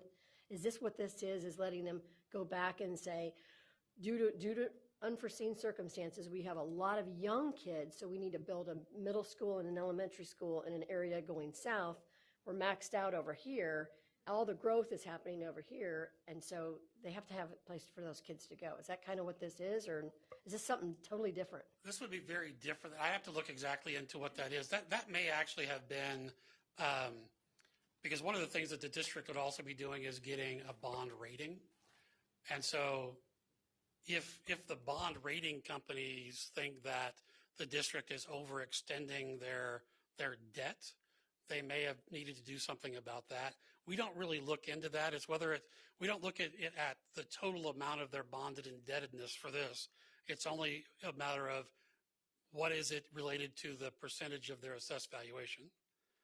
So they had to come before us though for us to even go out and get that and go through their county assessor, all that. They had to come to the board and get that approval before they could even. That was like I want to say 3 or 4 years ago. I have to look into that. I don't. I hesitate unless somebody knows. Yeah, Michelle, I do remember it, but I'm not remembering the details of that either. So we'll have to go back in the archives and look that up for you. So but it's not. It wasn't this. Okay, that was very unique. Yeah, it was a unique situation. So would we see this coming, like as far as like this overage? Would we have seen this kind of come in and notify the people that are wanting bonds you're going to be over a certain amount, or does this just happen to be these particular people asking for that? Actually, exceeding 14% of the valuation is very common for all districts, especially growing districts. Okay. I guess more mature districts sometimes don't have any bond indebtedness at all. But growing districts, because you're building things as the assessed valuation is going up, it's very common to exceed the 14%. Quite frankly, in some districts, the 14% is a pretty low number and the bonds, you wouldn't be doing much of a project without exceeding the 14%. Now, the other side of that is you approved Wichita, I think in November or something like that. Their election is coming up. And that was a $450 million bond issue, but only $18 million was actually in excess of 14% of their valuation. And again, that's because Wichita has a huge valuation. And although $450 million is a lot of money compared to all of the valuation, it's just not comparable to other districts. We have other districts that have really low valuations, and so even $4 or $5 million can exceed 14% of their valuation. So it really all is relative to when did you have to do your last bond? Have you paid that off? How far are you in paying that off? It's like the growing suburban districts. some of them are doing bond issues every 5 years because they're trying to keep up with growth. The problem some districts get into is that is the growth where you have buildings, and that's a whole nother conversation with the community of, do you move the kids to where the buildings are, or do you build buildings where the kids are? And I've been a part of those conversations. That can be a very involved community conversation. So in this case, it's just what is their assessed valuation? What is 14%? And then does this exceed? Would this debt exceed that number? That's all we're looking at. Okay. Did you have a follow-up on that? Okay. Thank you, Dr. Harwood. So I feel a little bit blessed because I feel like I'm a little bit on even ground with everybody because this is all new to all of them too. So in that sense, I hit the ground running trying to study this because I didn't understand what they understood was normal. And so I'm actually learning on abnormal. So it's kind of fun for me.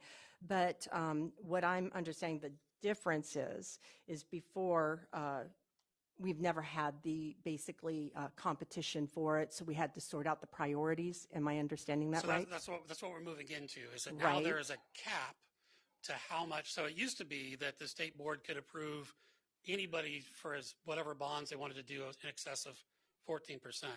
Now there is a cap to the total amount the state board can approve in some situations. So that's what we're going to talk about, is the situations.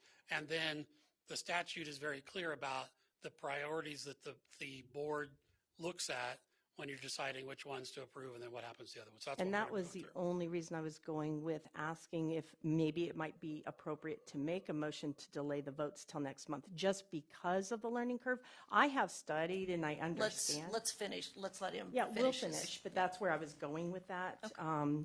Because I was getting information that was based on, we don't normally discuss these things. You're just voting that they can have it.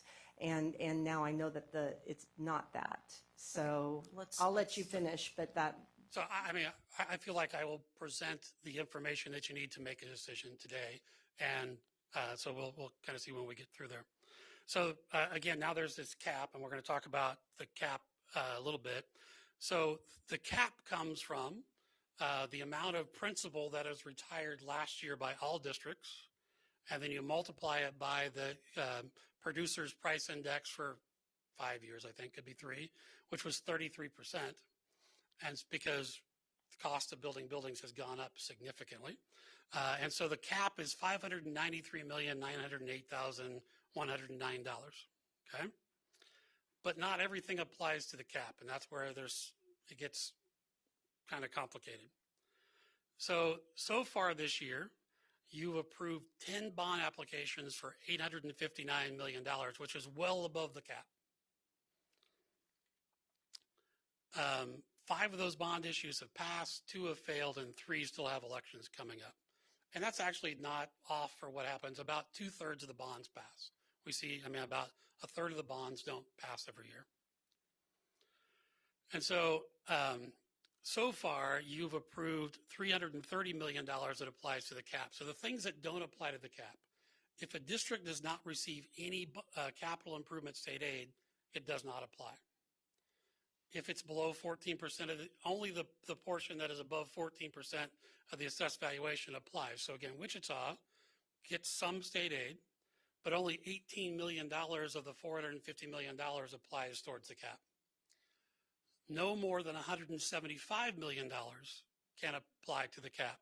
So Kansas City, Kansas had a $180 million bond issue that passed.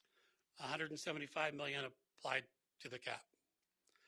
And then in some situations, there are, if a project is only for extracurricular activities, it doesn't qualify for state aid and then doesn't apply to the cap.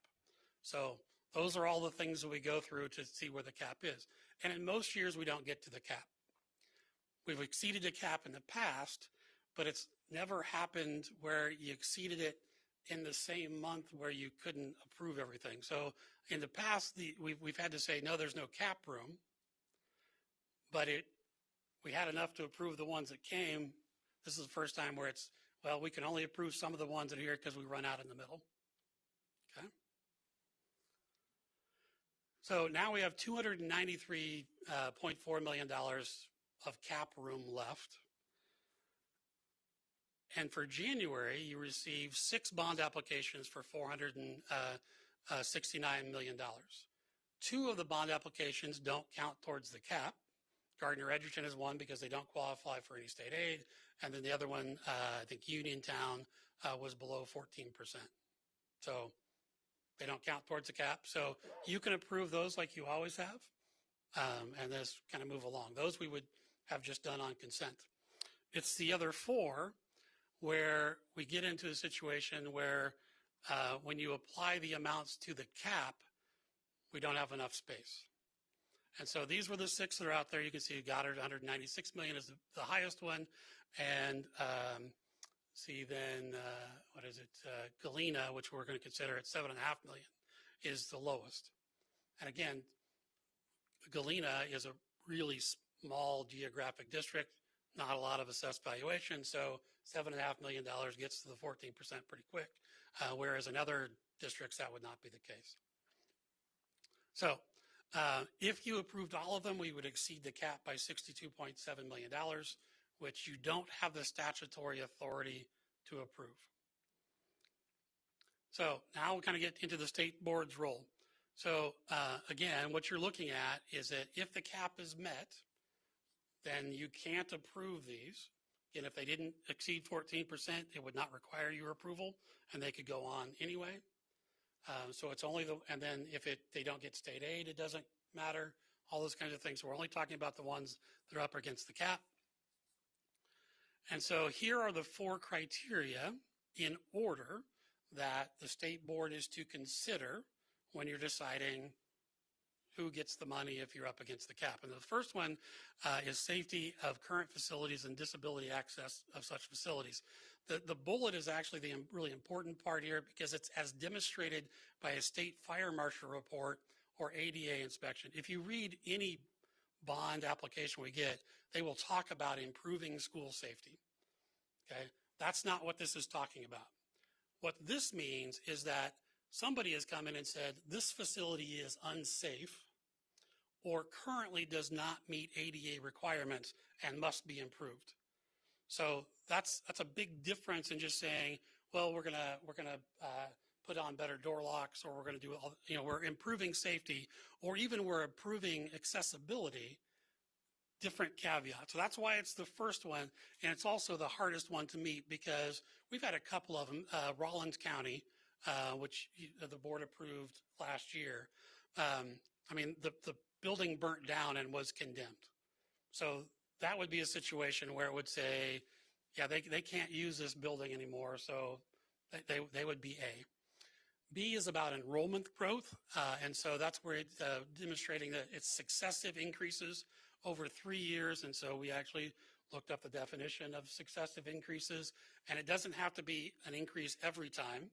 It just has to be over the 3 years, you're more now than you were before, so you can go up, down, and back up. That actually still does meet the definition of successive increase.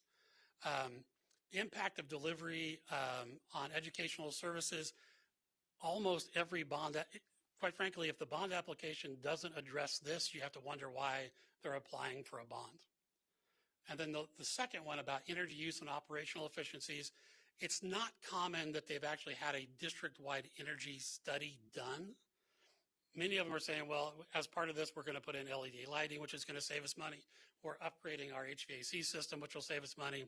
Most of them don't have a district-wide actual energy usage because a lot of it's common sense. So why do we pay for the study to be done if we know what we're doing is actually going to save money in the long run?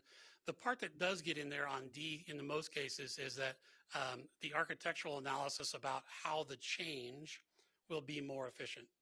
And so this is in a lot of cases, even in districts that are declining in enrollment, they're looking at how can we add on to places to actually make things more efficient by putting programs together. And so that can be true even in a declining enrollment district.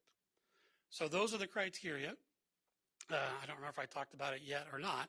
There is a committee that meets that goes over all of the bond applications, and that's made up of Mr. Porter, who represents the State Board of Education, John Rundle, who is a retired superintendent and fills that role, and then myself and Dale Brungart. So we are the four-person committee that meets. And Dale does most of the work to make sure that they've kind of crossed all the T's and dotted all the I's to make sure everything is there. So we make sure that's there. In this situation, we met with, the committee met ahead of time, went through these criteria ahead of time so that we could ask specific questions to help the districts get us the information that we have, because we looked at the application, and some of these applications are 500 pages long, because they show you everything they've done for 2 years coming. I mean, all the community meetings, the power. I mean, it's a lot of information. And so looking at those, and then also asking questions is how we decided how we were going to prioritize the rank. So in doing that, we had these findings. So we had the hearing on December 20th. So we considered each application and looked at it. And so for priority A, which is a safety, none of the districts met that criteria, because none of them had something where it says, you can't continue to use this building without doing that. So that's a good thing. I mean, that's significant if you've let your buildings get to that situation without something catastrophic like a fire. So that's actually a good thing. For growth, the only district that is actually growing is Goddard. The other three districts actually have declining enrollment over the last 3 years. Okay. Now, Goddard has an up and down and an up. However, they were also able to demonstrate that they had current overcrowding in their elementaries because they're using the buildings other than how they were designed. And what that means is they had spaces that were for music classrooms or art classrooms that they've converted into regular classrooms and have the art and those things in other places. And so by adding on a building, they will be able to use the buildings the way they are. So they are currently overcrowded. They have the like classrooms, but they're using classrooms other than how they were intended. For the next two, all four of them were able to demonstrate that we are going to improve we're going to improve the instructional program in some way, and that most of them, it's an efficiency issue with how they're going to be using the spaces that they have. Galena, even, for example, was actually tying some buildings together so that that were separate, so that they could more safely move students from space to space during the school day. Hutchinson was they're actually looking at reconfiguring grade level spaces, because students, I think it go K4, then they go to another building for 5th grade, and then they go to another building for 6th grade, which educationally, all those transitions aren't great for student improvement or for student learning. So all of them had something with those. So from that, we had to put them in a priority order. So the order we put them in were Goddard, because they answered question 2. The rest of them were all then equal. So our practice in the past has been, all things being equal, we go by the date that we received the application. So we got Galena's first, and then we got Hutchinson's, and then we got Augusta's. So that was going to be simple. So the Augusta is the odd person out, but it's not quite that simple because of the amounts. And so this would be the next part that we talked about, is that we looked at the recommendation is to maximize the state board's authority to approve bond issues so they can go forward. And so we're actually suggesting or recommending that that Augusta be approved, because it will fit under the cap, but Hutchinson won't.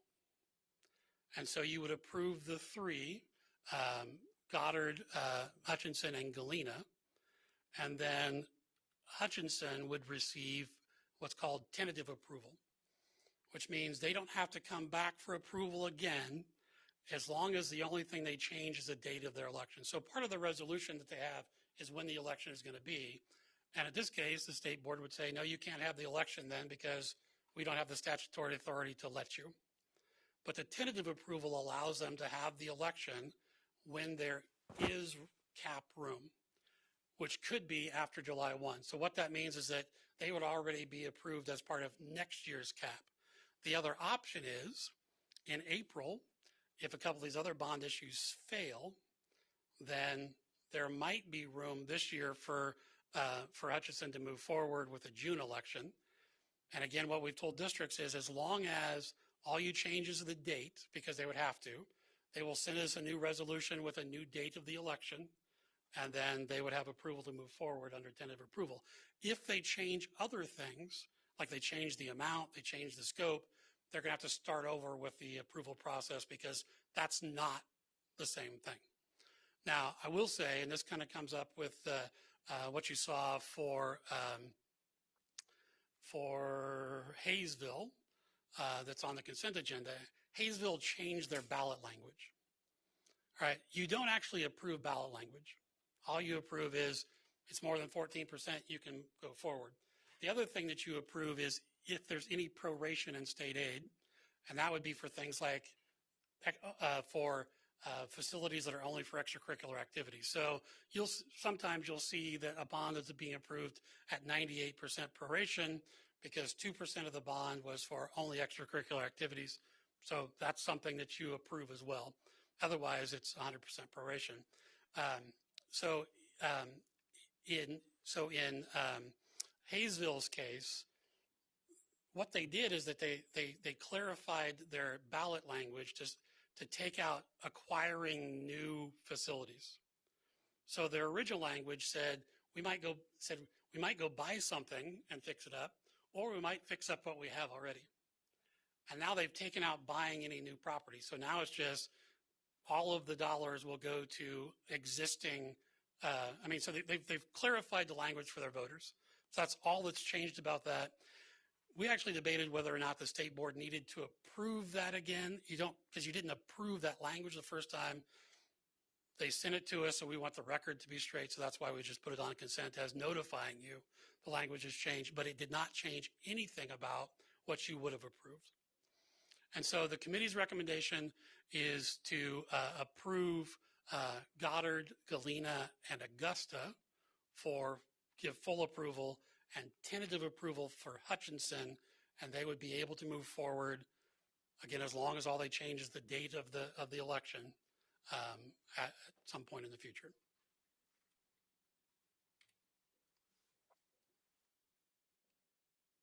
And so for new members in particular, because this process will come up in other topics. So this was a statute change around how bond and interest was going to flow 4 or 5 years ago. 2016. Okay, a long time ago. Time flies when you're having fun. And sometimes when a statute happens, it will dictate the process. Other times it says the state board shall. So the state board said there's not any way. So the state board is to approve all these. State board at that time said there's not any way we can sit here as a board and review 500 pages. We will create a committee. We will put a state board member on it. They will do the work, and they will bring recommendations back to you if it met the letter of the law. And then generally, when that met the letter of the law, there wasn't any controversy. We put them in consent because you generally see them every month. And as you know, you'll get calls, innocent, all of you, well, I don't like that bond issue. Then vote against it because the state board's not making a judgment about whether it's any good or not. In this case, we have an unusual situation, so we're not bringing into consent. We wanted you to know about it. So that, I'm just trying to give you kind of how we got here. But you'll see often that when a committee or Catherine brings something to you later, well, there's a whole host of people that the board is authorized to go do a lot of work to bring to you. And so that'll continue as new laws get passed too.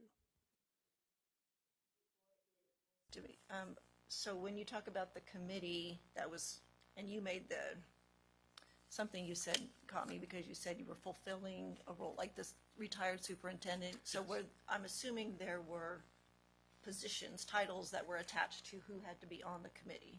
So can you rattle that off for me?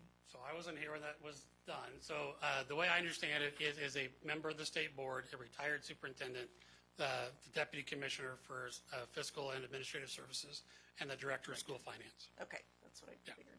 And do you know why on the retired? That was what the board approved at the time in order to do it. Retired superintendent doesn't have any skin in the game, but they do understand the process that they go through.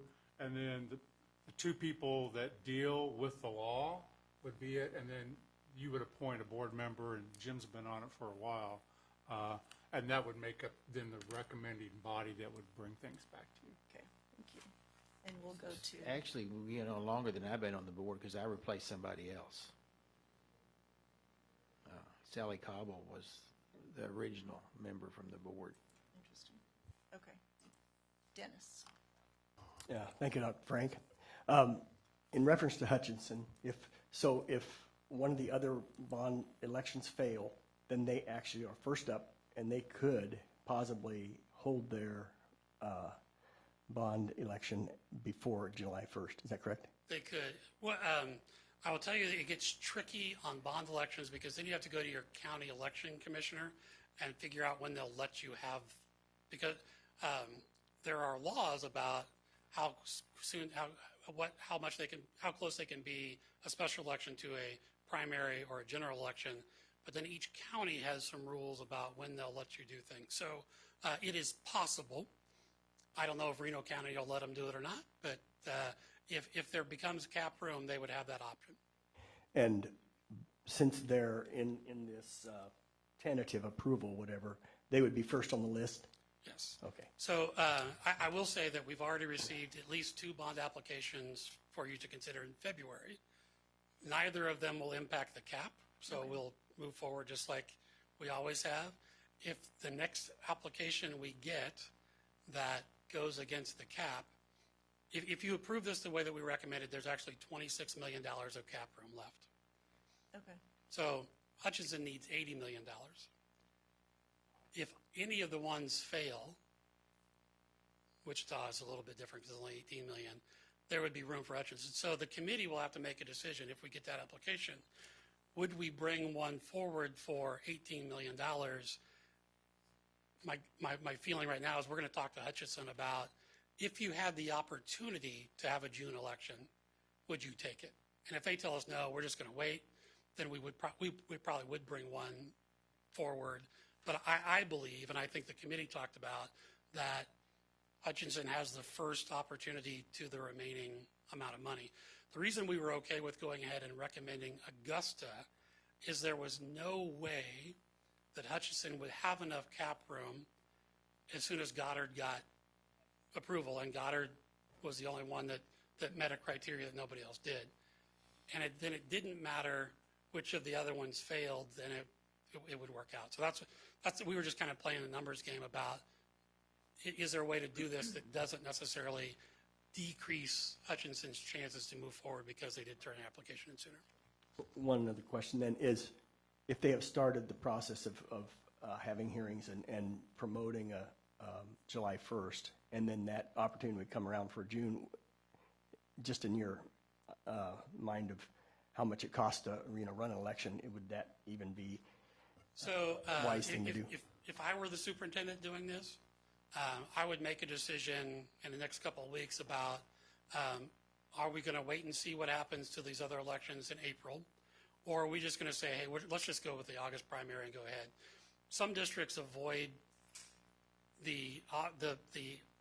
this year's elections because it's also board elections. Some people say, the board members say, hey, I'm for this bond. They're going to vote for me or against me based on, they're going to vote. I mean, it's a package deal. So that depends. But I would be making a decision soon about, we're going to wait and see what happens, or we're just going to go ahead and work towards that, because I wouldn't do a lot of work towards, an August election and then say, oh, yeah, we can go in June. We're going to do that instead. I just wait. So, Michelle. Thank you, Madam Chair. So, Dr. Howard, so with this committee, all these districts are in the know of this. Like we haven't heard much about the cap coming before us until, I mean, this is the first I've heard about it, maybe that I remember in the last 6 years, but they know that, hey, we're getting close to a cap going over on that until July 1st of 2025. Do they know that? So they've been, these districts aren't shocked or surprised that this could happen because they don't know how those others are going to pass or fail, correct? Right. So, I mean, I actually, because we had, I mean, $850 million before November, I mean, we had a lot of them coming in. We were getting questions early. I actually went and spoke to a superintendent's meeting and just said, just so you know, and everybody thought that Wichita was going to kind of blow the top off the cap, and I explained how that works. And so all of these districts, when they turned in their application, knew there was a chance that the cap was going to be met, and they started asking questions about that ahead of time. At the hearing, we explained to them what was happening. After the committee met and made their decisions, we sent all 4 districts what the recommendations were going to be to the state board because we wanted them to know. And part of our position is we don't want to be in this position. We think your voters should make these decisions, but this is the law and this is how we applied it. Let us know if you have questions about that. So, yeah, it was not a surprise to any of them. And Debbie? Dr. Harwood, could I get the AVPP scores for these schools? The AVPP? Yeah.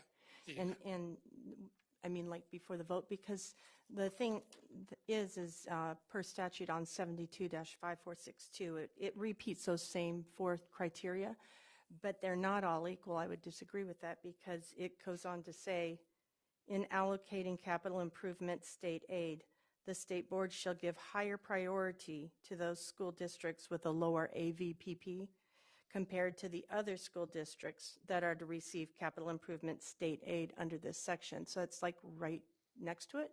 Right. And so in the 4 things that we're comparing, that AVP strikes me as kind of trumping the rest legislatively by statute.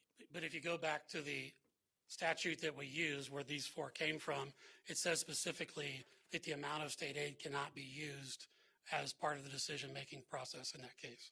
Right, but this is the AVPP. I understand that, but the AVPP is used to determine that. So that is used in how we determine how much each district gets. That's not what this vote is about. So if you go back to the statute, see if I put it on here.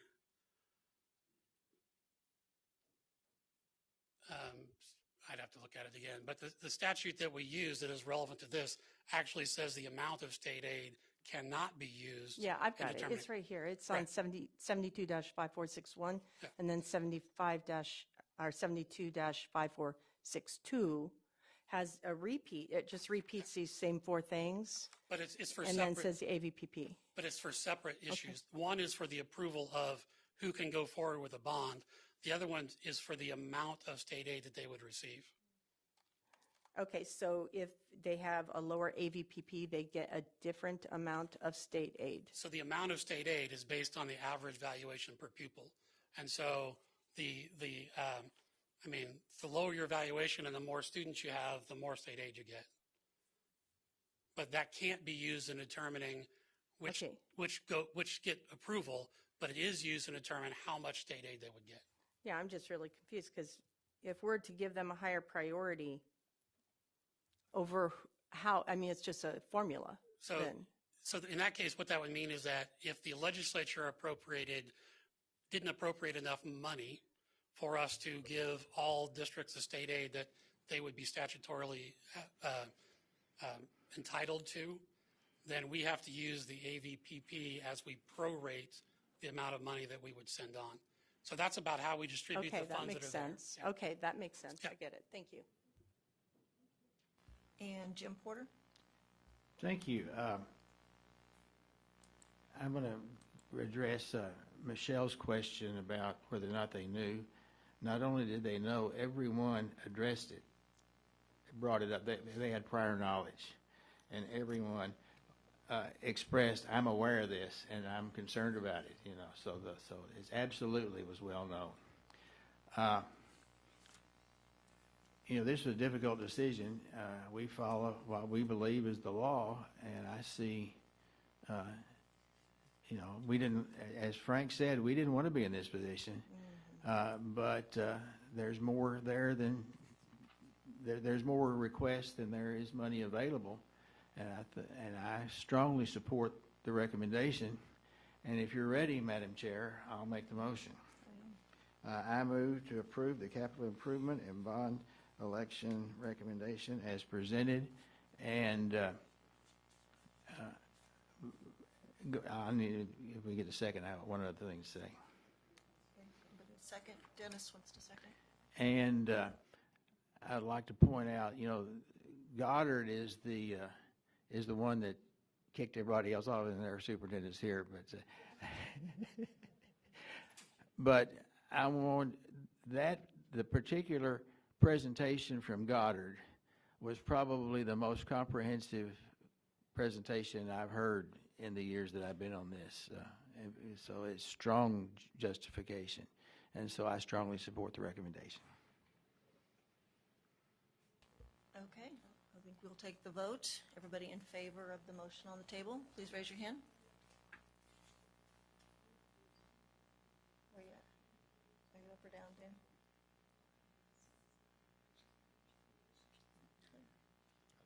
And against? Okay, so present not voting, Debbie? Okay, so 901. Okay, and with that, thank you very much, sir. Would I be out of order to ask if we could now approve consent item D, which is the Hayesville? I so move, Madam Chair. Michelle or Debbie, whoever pulled the Hayesville, whoever pulled D. Did you get your questions answered? I did, and I was concerned about all the information he just gave to us, so that all makes sense, and that was brought up in that presentation. So I didn't know that was going to happen, but it happened, so I'm okay with that. Okay. Yes, so consent agenda item D. Can I get a motion to, Melanie, and the second? Betty, your second? Okay. And everybody in favor of approving consent D, please raise your hand. And we do want to note that Jim Porter stepped out. Okay. So 9-0 with Jim Porter absent. Oh. Yes. Oh. 10-0 for that vote. Thank you. Okay. We are going to move on and do the acting on the Evaluation Review Committee recommendations.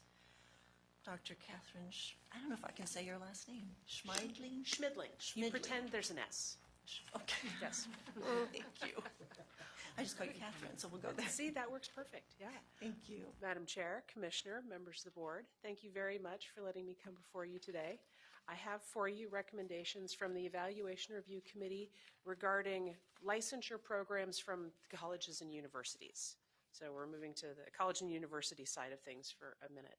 And just to give you an overview of that process, each license program that is offered in the state has to be peer-reviewed, be recommended, and receive your approval before it can admit anyone or recommend them for a license.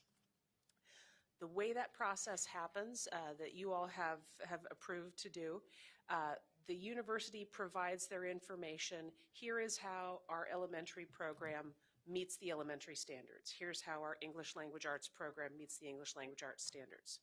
That goes to a content-specific peer review team that is made up of educators working in the field and faculty that teach those college students. So both perspectives on the future teacher. Excuse me. That review team looks at everything and makes preliminary recommendations that go back to the university. I understand how this one works. I don't understand how this other key assessment works. Can you give me more information? The university then gets a chance to reply. Here's how we use this thing. You're right, that one doesn't fit well. We're going to use this other key assessment instead to meet this standard. So there's chance to back and forth discuss. That final decision from the review committee, after they've had conversation with the program, then goes to the evaluation review committee. So this is a second body of educators. The evaluation review committee is staffed with 4 members from the classroom, 4 members from P12 administration, so principals and superintendents, and 4 members from higher ed, so they are deans or assistant deans, and then 1 at-large member. They then look at everything again. Yes, I understand how these standards are being met, or maybe I don't understand how this worked. So it's a second review. They make an initial recommendation, which goes to the university to say, do you accept this? Or do you disagree with this recommendation and you want to give the evaluation review committee more information? Then once any additional information has been provided, the ERC finalizes their recommendation. It then comes to you all for your consideration. With programs, we're looking specifically at individual license programs this month. If it is a continuing program that's been in operation, the maximum it can be approved for is 7 years. We have a couple that are new, and so if they get approved to continue, it's a shorter time span when they catch up with everything that's already rolling. If it is a new program, it gets 2 years to get started. If it is a continuing program that we just want to check in on sooner than that, it would get 2 years, or it could not be approved. So that's a little longer spiel than I usually give this slide, but with new folks, I want to make sure I only get to see you once a month and you have other things on your brain. All right, so recommendations from the Evaluation Review Committee. Benedictine College has recently started 2 new programs that you all approved. The Innovative Elementary Limited Elementary Residency Program, LERP, unfortunate acronym. So they were approved. They have now begun admitting candidates to this program, and they want to keep it going. So they submitted that interim report. Here's how it's going. We want to keep going. The review had found no concerns, that all standards were met, including science of reading. The second new program Benedictine has started is their restricted program. This is a licensing program for folks who have already gotten a content degree. I got an English degree, and now I want to learn how to teach it to middle schoolers. So in a restricted program, it doesn't focus on content, it focuses on how one teaches and learning how to work with middle school, secondary school aged folks. So they recently started one of those also. It likewise had no concerns with any of the standards, all were met. So the ERC is recommending that those programs be put on the regular review cycle of all of Benedictine's current programs. That was a little long and drawn out, but I'll go faster now. For Fort Hays, I have 2 continuing programs, their agriculture ed program and their technology and engineering program. Both are recommended for continuing approval with all standards met and no areas of concern. Newman University, like Benedictine, had a program that was approved. They've gotten through that. We finally started admitting people. Here's how it's going.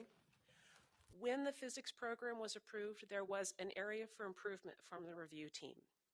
And areas for improvement, they have a problem statement, which is the AFI. We love an acronym. The AFI statement in bold, and then the additional explanation, the rationale. So the additional explanation, life science and engineering aren't clearly identified in this course syllabus.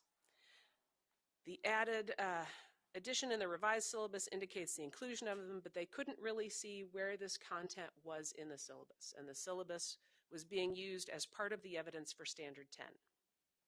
The review team looked at it, the evaluation review committee looked at it, they sent back and said, okay, we see where Standard 10 for physics is fully covered across all the things you gave us. But you said it was in this syllabus, and we don't follow that part.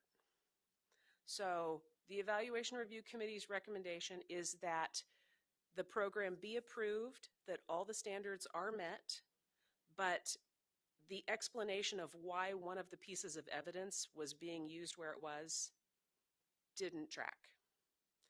There are totally different ranges of areas for improvement. They can be minor, they can be significant, and so that's why the relevance of is the standard currently recommended is met or not met is kind of a clue for you. But the ERC does recommend the program be approved through their next review cycle, which actually is next spring. And then all of Newman's programs would come up. Ottawa University is proposing a new program. They would like to start offering English for speakers of other languages. The review team found all standards met, no areas of concern. And as you see with a new program, they can either be approved with stipulation as a status or not approved. And that stipulation is for 2 years when they can start admitting people.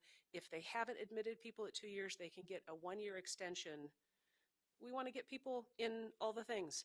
But then if nobody's been admitted after 3 years, they really need to close it. They can propose it again. I would love to have people in all the things, but we don't want to have it, out there on the menu when it's not actually being used or available. So that is recommended for a 2-year approval. University of Kansas also has a proposed new program. So this is an innovative STEM competency program, kind of like that restricted program I mentioned where you show up with the degree in hand. You show up to this with the degree in hand. I have a degree in science or in math, and now I want to learn to teach that to other people. KU's program is competency-based, so it's not the grade I got in this course or the grade I got on this assignment. Instead, they are termed, I think, challenges, and each candidate, I'm going to work on this challenge until I get it right, and then I'm going to work on the next one until I get it right. So they need to complete all the steps to mastery, but it isn't grade-based like a lot of times we think of. Excuse me. So likewise, this could be approved with stipulation for 2 years, hoping folks get admitted, or not approved. Extendable to that 3rd year if they've got somebody who's going to declare next semester, we hope. University of St. Mary has 2 proposed new programs, Business and English for Speakers of Other Languages, both with all standards met, no areas of concern, again, wanting to get that 2-year approval so they can advertise and start admitting candidates. University of St. Mary also has several continuing programs that have been reviewed that they want to continue. So biology, chemistry, English language arts, and school counselor. Biology, chemistry, and English language arts, all found with all standards met, no areas of concern. For school counselor, all standards were found as met, but there was an area of concern for one of the courses they are using for Standard 6. So the review team and the evaluation review committee felt that Standard 6 is fully covered. But again, I don't know why they couldn't follow why this course was being used as evidence. The standard was covered by other things, but the explanation of this, the team had trouble following, and because the university didn't say, okay, scratch that one from the list, or here's how it works, the area for improvement remains on the final recommendation. And then Washburn has continuing programs also reviewed and recommended for approval. Art, biology, English for speakers of other languages, high incidence for special ed for grades K through 6, and for 6 through 12. They have 2 different plans of study, and they use slightly different key assessments, so they are approved as separate programs. And then middle level history, government, social studies, and secondary history, government, social studies, all with all standards met, no areas of concern. And you all looked at them last month, but we have new folks, so if anybody has questions, I would be happy to go into detail. I do not see any questions. Happy to. Are you ready for a motion, Madam Chair?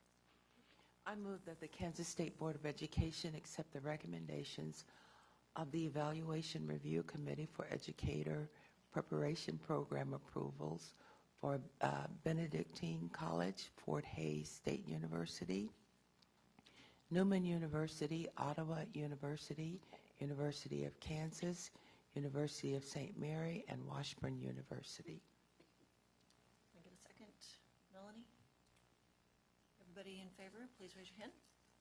Okay, I think we're 10-0. I do want to really thank you for always presenting. To me, it's helpful because I see the programs that are, especially the new ones, but the programs that are there, and hopefully some of that really sticks. So if we're in conversation at all, we know what's happening. We see when there's new programs coming on board with the CTE, and after this morning, you kind of catch that. It's a little bit, and I did step into this pretty hard early on 2 years ago, so seeing the amount of work that is done and goes into the accreditation process was really eye-opening. I asked for one file. You should have seen that sucker. I mean, so there's a ton that goes on, and I really appreciate the back and forth. So there's that conversation that happens. And then I did sit I got to be the fly on the wall, and it wasn't our accreditation, but it was the CAPE, which I can't remember what that acronym is. We do them jointly. It is a joint team, and that same stack of reports goes to CAPE for their decision, and it comes to the ERC and then to you all for So one separate little decisions. portion of that for Fort Hays, they allowed me to be the fly on the wall, and it was quite eye-opening. So I really appreciate what goes on behind all of that. And thank you for putting science of reading always on there, so we are very well knowing that that's being looked at constantly. Thank you, Catherine. Thank you very much.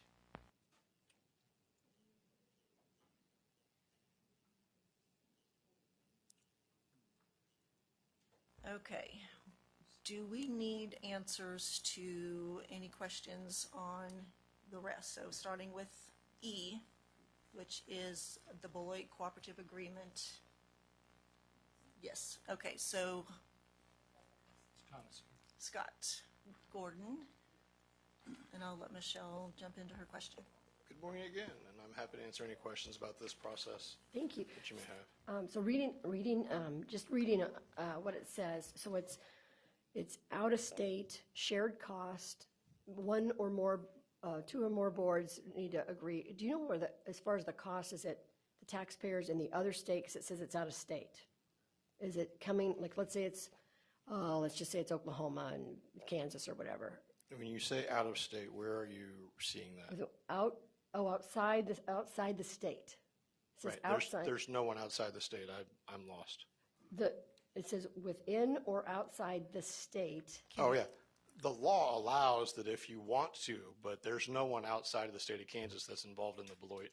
Okay, that was my question. Yeah, no, that's just generically the law allows that. Okay. Let's say, for example, if you were a city that's very close to. Correct. Missouri Oklahoma or Missouri, whatever, then I yeah. believe the law allows you to do that, but that's not. Sorry, that's why I was thrown off. I was like, well, I don't. So I just need that clarification. So I'm thinking, because I know sometimes with the School for the Deaf, we have That's students right. coming in, and then they share. I mean, the costs coming in. So I understand that point because I hear that more often than just a school being near a border, and then the boards decide somebody could come in and help with services. So it's just like I was just concerned when it said outside the state. I'm like, okay, I just need that clarification on that. So thank you. Yeah, I think if I'm answering the question correctly is, yes, if the school districts were to engage with a district from another state, then within their agreement or within their bylaws, they would work out how those costs would be divided up amongst the participants. Sorry. Wonderful. Thank you very much. I think that's all we have on that one. Okay, thank you. Thanks. I think we'll just keep going with questions. Does that work? So for the F, notification of the TCLISSP, somebody can hopefully give us a translation of what those And letters as are. Dale's coming up, this is, Michelle, for you, this is a question of the total amount, I think, of what you're reading from a national source compared to what we're reporting, correct? Yeah, I had two. I have like two or three things on that. I have more. I have in addition to that. Since I think it was 2 months ago, I asked for this discrepancies of why an SGO from another state, they have a higher number saying of what's coming into Kansas from its inception from 2015 to now, and ours is much lower. And so then I got to thinking, okay, what's the criteria for that SGO out of, like, let's say it's Denver or whatever. So if I'm donating, or if you want to call it a donation, if you're donating a charity, that's one thing. There aren't any tax dollars coming back to that person that's donated into the state of Kansas. They're not getting are they getting a percentage back? Are they getting all of the money back? And then what's the criteria for that school or for that kid that's getting that scholarship? Do we know what I'm assuming KSDE knows what the criteria is for that child to apply for that, or for that school to apply for that? It's all outlined in statute. I can pull those up specifically, but they have to be they have to attended a Kansas public school in the prior year, or they would be under the age of 7 is another process that they would need to do. And I can share the statute, and it goes through those guidelines as far as specifically what they need. And they have to be under the 8th grade level, so 8th grade or less. Once they're accepted, they can continue through their K-12, but they have to be entered into the tax credit low-income scholarship program by the 8th grade. And if they're not, then they would not be able to apply as a high schooler. So there are processes that they need to follow and make sure that they qualify for before they can receive that tax credit low-income scholarship. The students do not receive the money specifically.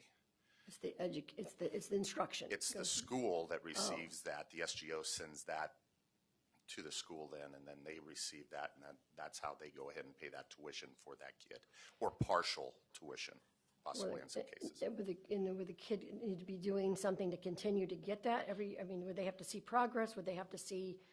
No. Okay. Nope. So who gets the? If I'm in Denver, Colorado, and I'm getting a tax scholarship, and I'm getting a tax code, I'm using a tax code to donate to Kansas, and then I'm getting money back. No, they don't get money. They don't get money back. It's a tax credit that they would get. A tax credit, though, but they get a percentage. So there's two different types there, to my understanding. So like when we looked for that information a couple months ago, there was the tax credit that they could get and tax deductible type of scholarships. And so that is what, in the specific case of ACEs, who we were looking up, their number counted all of those scholarships together, not just what we would consider tax credit, which is what we report. So those numbers were going to vary significantly. Okay. I think an important part, if an individual or a corporation doesn't have a Kansas tax liability, they would get no benefit from their donation. So if you have no Kansas tax liability, you can't get a Kansas tax credit. You could still give money to the program, but you only get a tax benefit if you have a tax liability to offset it. Correct. Okay. So that was my question is if you're donating and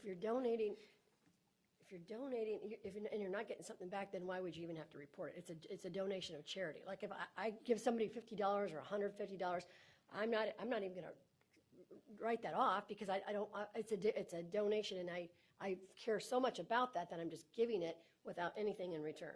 So that's when we're doing a lot of expansion on this, and I'm just there's a lot of this going on, and I just want to call attention to it. So there are two ways. So the SGO could be in Colorado.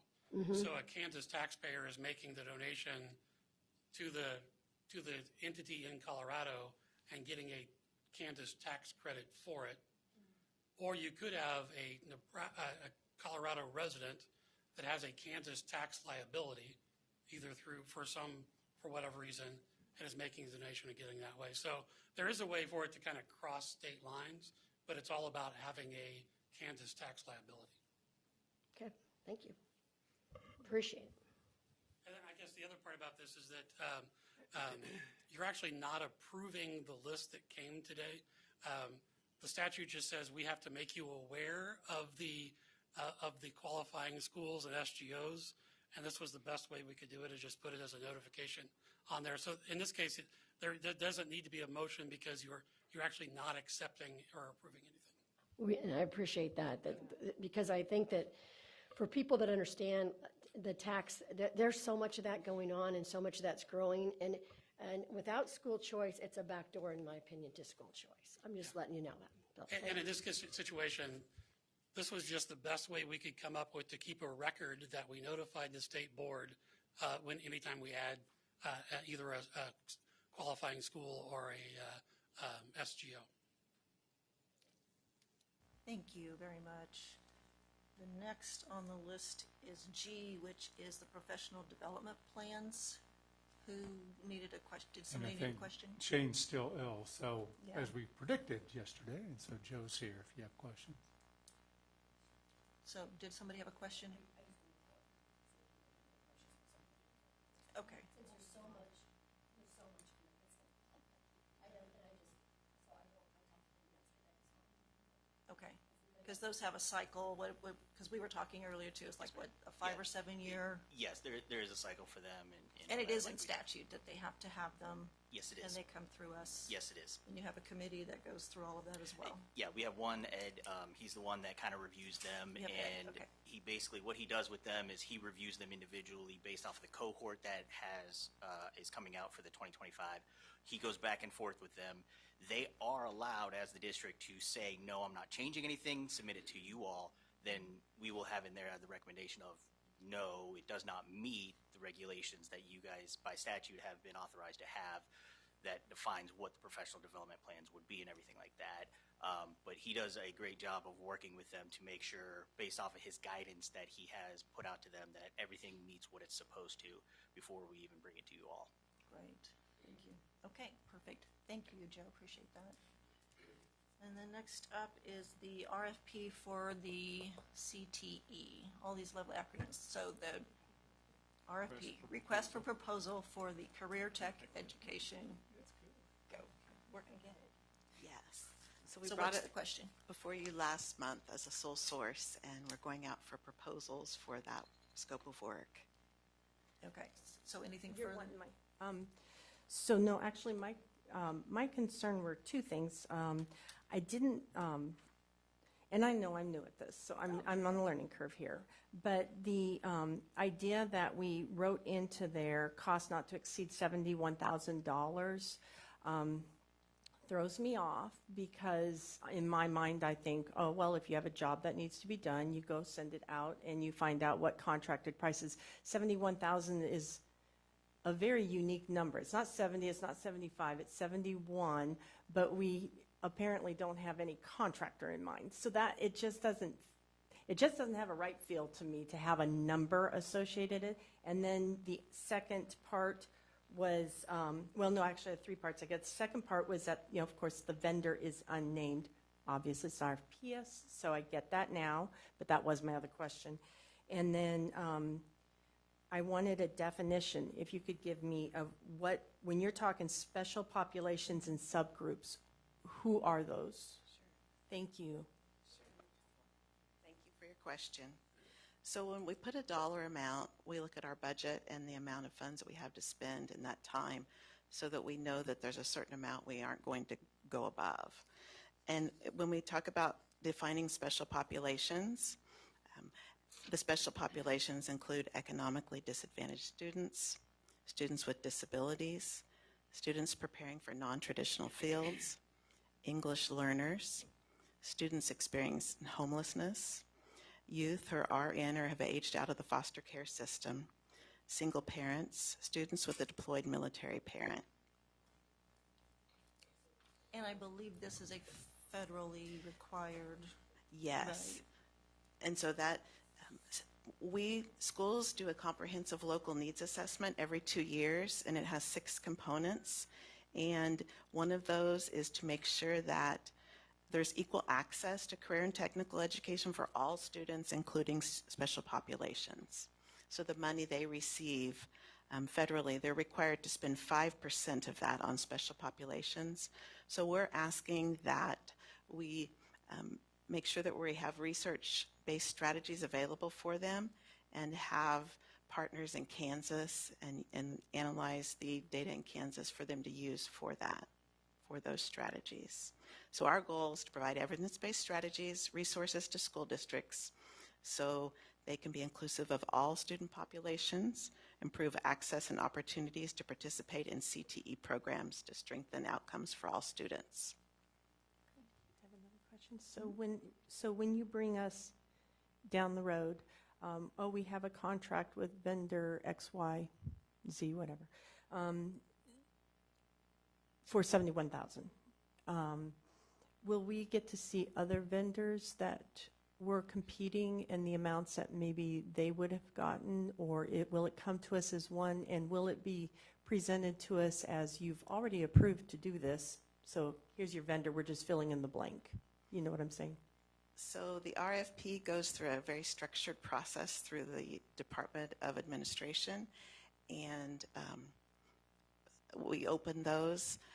I would refer to John Hess and Fiscal to give the specifics on how the RFP works exactly. But we do give opportunity for anyone who is interested. And that would be posted for a certain amount of time, and the guidelines are set by the Department of Administration. Okay, thank you. Oh, Michelle has a follow-up.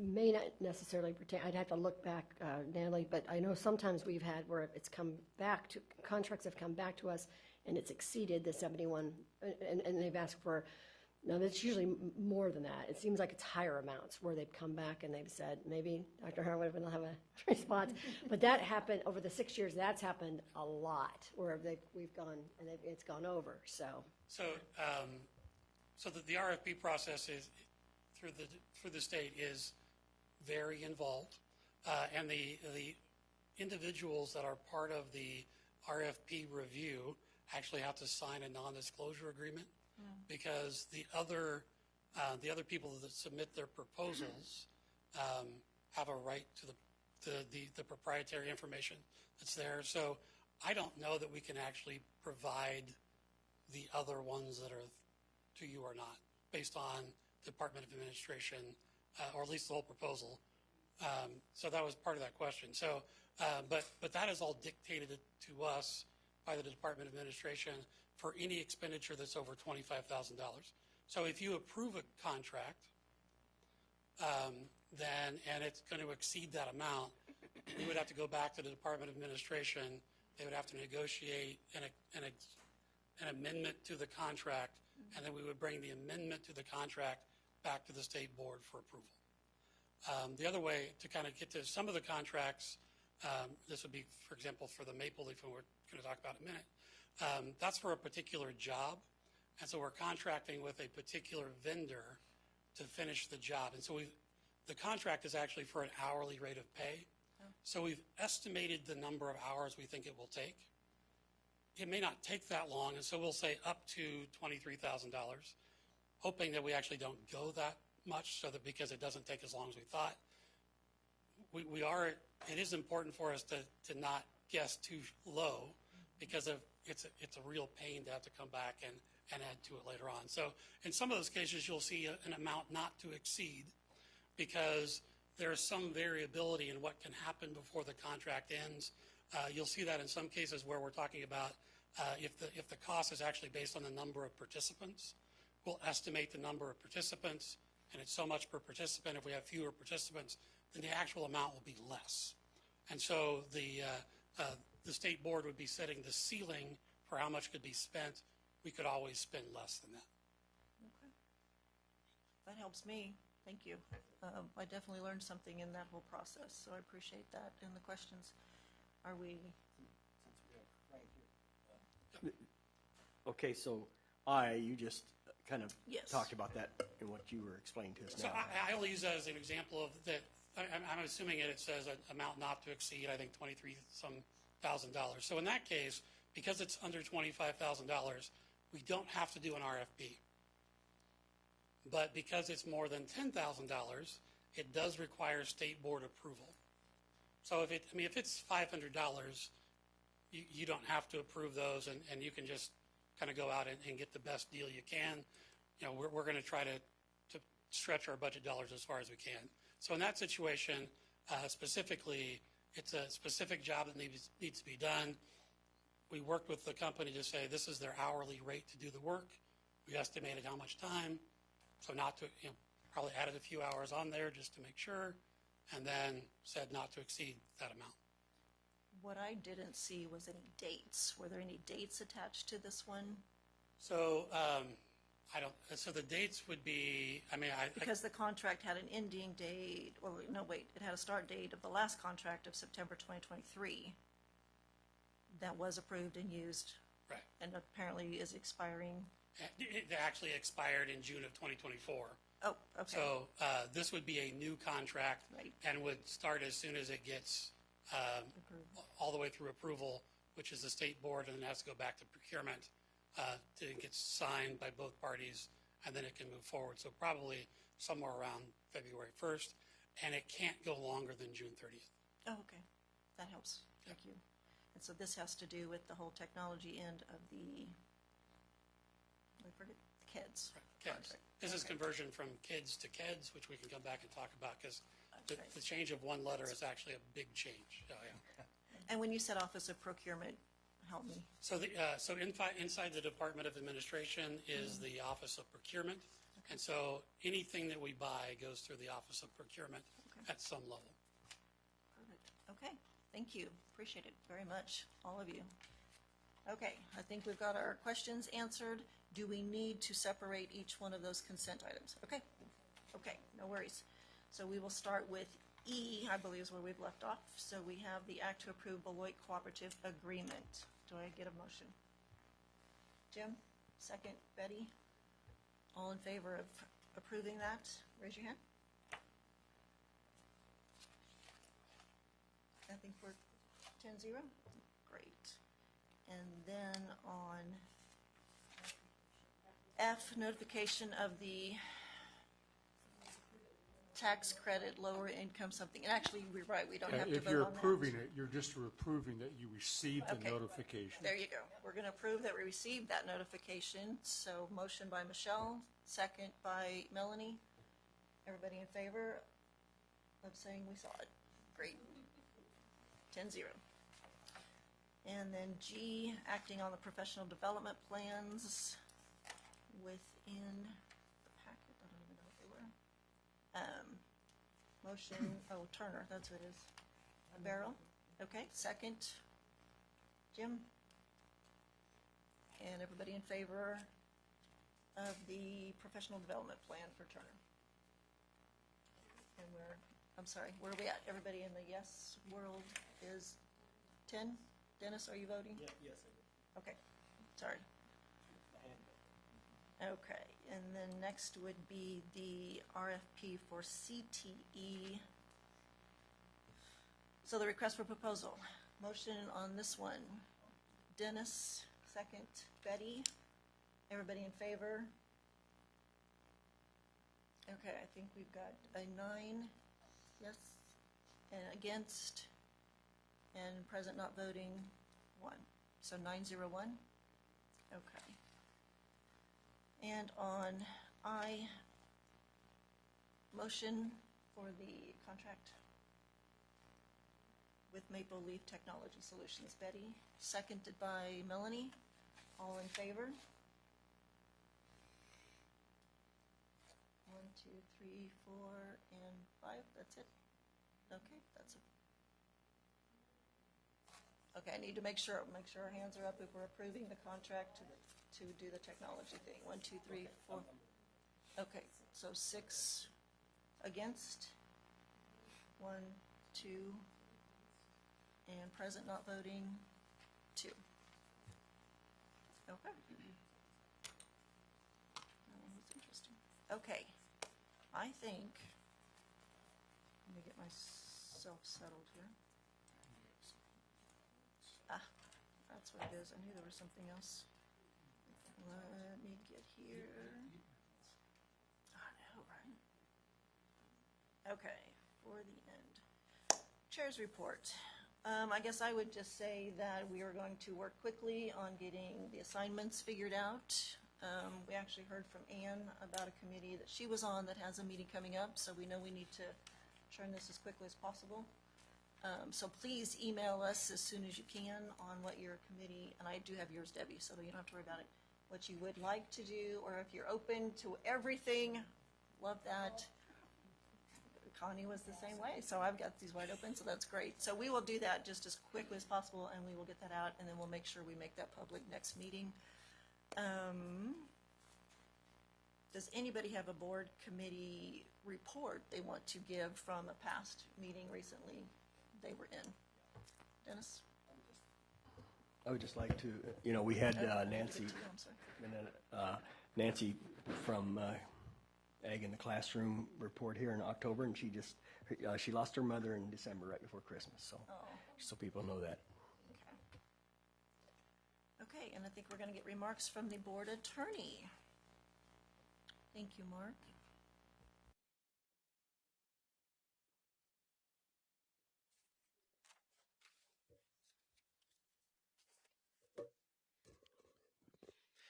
Consistent with the agenda and high-level summary and introduction, I would like to just kind of summarize a few things from your board attorney. It's not a report, it says remarks, so it's kind of free-flowing and open-ended. I'm always available to talk about specific topics if you want, but since we have new board members, and like I say, consistent, who is Mark Ferguson? I'm from Junction City, Kansas.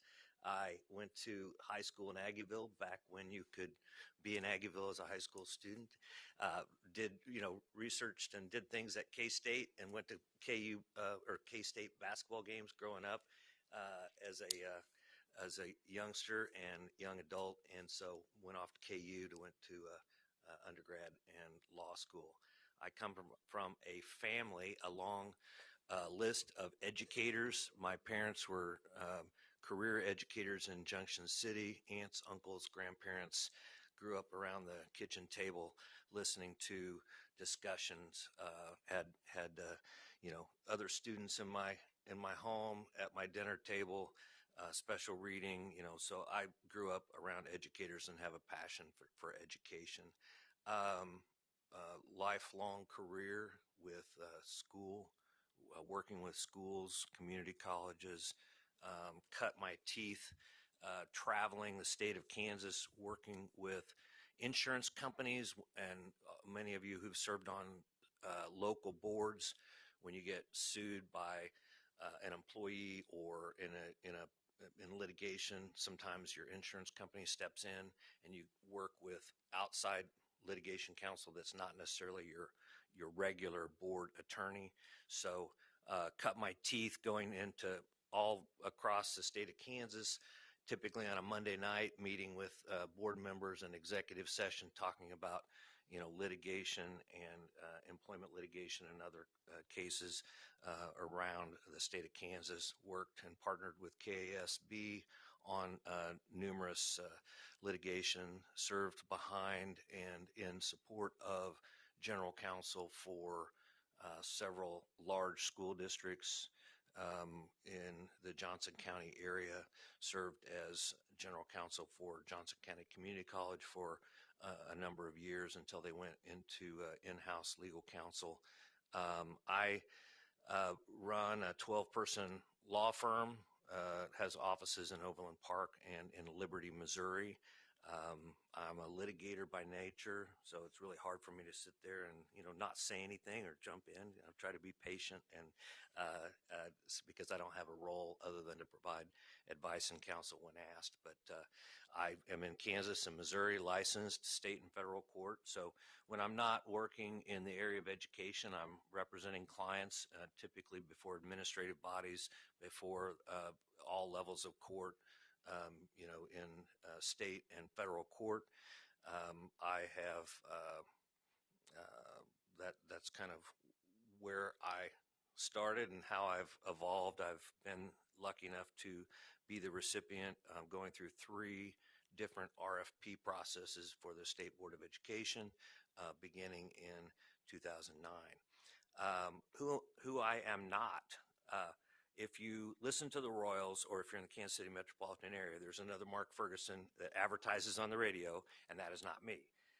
Not that I'm against advertising, but he does a different kind of work. He's a criminal lawyer, and whenever I see him, we're the same age. We took the bar exam together, and when you sit for the bar exam, you sit in alphabetical order. So I sat next to him and met him many years ago. And when I go to the Royals games, occasionally I see him, and he has a big tattoo because evidently advertising for the Royals has been a very good business model. So he has a crest, a big tattoo. And whenever I see him, I say, I am the real Mark Ferguson. You are the imposter.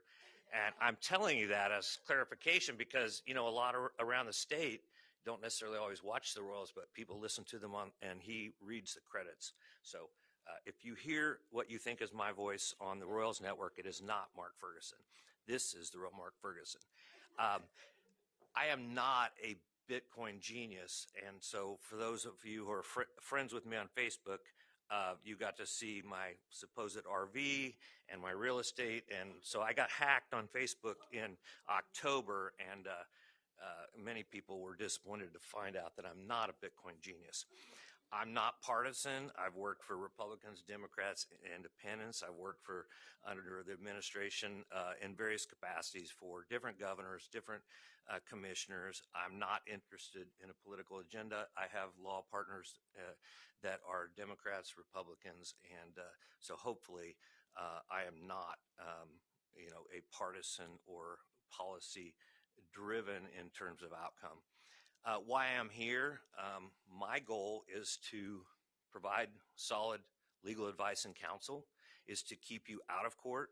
But if you end up in court, because even you, when you do things completely right and follow the process, there are people that don't feel that they got a fair shake or they don't like the outcome, and so you get sued. The most common that have occurred has to do with teacher licensure. When you deny a license. Knock on wood, we haven't had those arise most recently. Those go to the district court of Shawnee County. I've had cases go all the way to the Kansas Supreme Court, or the Court of Appeals in past years, but those are the kind of the more regular kinds of cases that I would represent the board. And so I'm here to defend you in the event that you do get sued by somebody who doesn't feel the outcome. I'm here to answer questions. I'm here to guide you when asked or when I observe something on board procedure. Certainly CORA and COMA, Kansas Open Records Act and Kansas Open Meetings Act, is something that comes up repeatedly. It's something that you don't want to get a headline that says you violated CORA or COMA, because even if it doesn't necessarily lead to financial penalties or liability, it's just, you want to have a good perception of doing business in the open, of complying with the law, and you don't want to be on the radar. We've had situations in the past where we've either had to self-report things that we, inadvertently or just didn't really follow the law the best we could after the fact. We self-reported, or we've had others who have made complaints, and it requires some time and energy to put that information together, respond to those complaints, and receive a ruling from an assistant attorney general or a county counselor who would conduct an investigation.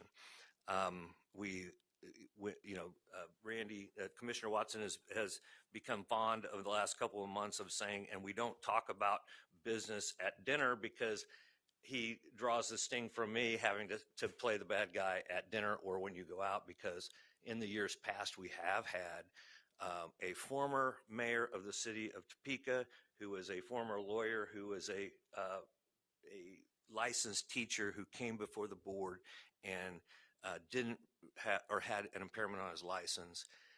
Everyone went to dinner that night, and he filed a complaint claiming that you were talking about board business, and we had to go through that process. Ultimately, it was found that the board was getting together for social reasons and didn't violate the Open Meetings Act, but it's just a quick reminder that those things do happen, and you're out in public and they see you together and they assume that you're talking, secretly about. So, my job is to be the bad guy sometimes and just say, hey, like last month when we came off of a really hot topic and everyone was fired up about the irresponsible reporting from the newspaper. It's, hey, we can go talk about, things that aren't on the board business, but we have to keep the discussion about board business in the boardroom, in public. And so those are some of the things that I think about or listen attentively to when I'm there observing and soaking it up. I'm here for risk prevention, mitigation. I try to use my years of experience and share with you things that come up or respond to specific questions. I realize I'm standing between you and lunch, but in the last couple of years, probably the one biggest criticism in terms of my self-evaluation at the end of the year is they say, well, we want to hear from you more, but I'm at the last. And usually your agendas are so packed. So I'm going to exercise privilege today and maybe make you a minute or two late. So communication with me is by email, work. I give my cell number. You can text me. I'm one of the few lawyers. I have a lot of lawyers that tell me they would never put their cell number on a business card, but you have my cell number. It's on my business card. You can call me anytime. You can talk to me during board member meetings or outside of meetings. And once again, to draw the obvious, I mean, I'm under contract with you, and I charge a flat rate for my attendance at board meetings. So clearly, there's a emphasis on catching me on a break, setting up a meeting before and after, or over lunch, whatever. If you have questions you want to talk about, because it's kind of all you can eat on those particular days, and so you are encouraged by your board chair and the agency to catch me when you can here. But I'm doing I can't always be as reactive to a question on the day of the meeting, because sometimes I have to look at a statute or a regulation or give it a little bit of thought, or maybe ask a question just like you do in advance. So sometimes it requires me to do a little bit more than just on the fly respond to something at the board table. And understand that if you ask me a question at the board table, and I might defer to an executive session, because we are live streamed, where if I'm being asked to give you legal advice or respond, and I want to be in the confidence of the attorney-client privilege, I may not want to say something that is going to alert a district or a patron or a licensee as to a position. So I might say, this would be the appropriate thing for an executive session. I know boards and commissioners and superintendents, they don't like executive sessions because that's just adds to an already full agenda. But that's the way that we have to retire into executive session, conduct those conversations with attorneys, and we don't have those on regular agenda. I mean, because you want to have productive conversations and do the business of the board. Typically, those are not routine, but I might say that, if there's a legal issue on the horizon or one that's been percolating, or in response, I might say, that would be something we should add to an executive session. My emails, I try to label them as confidential. Just know that when you receive a communication from an attorney, if you forward those to somebody that's outside of your circle of, not just your circle of trust, but who you have an attorney-client relationship with, then you can violate that and you can expose the communications, and those things are discoverable and can be shared with others and break that confidentiality.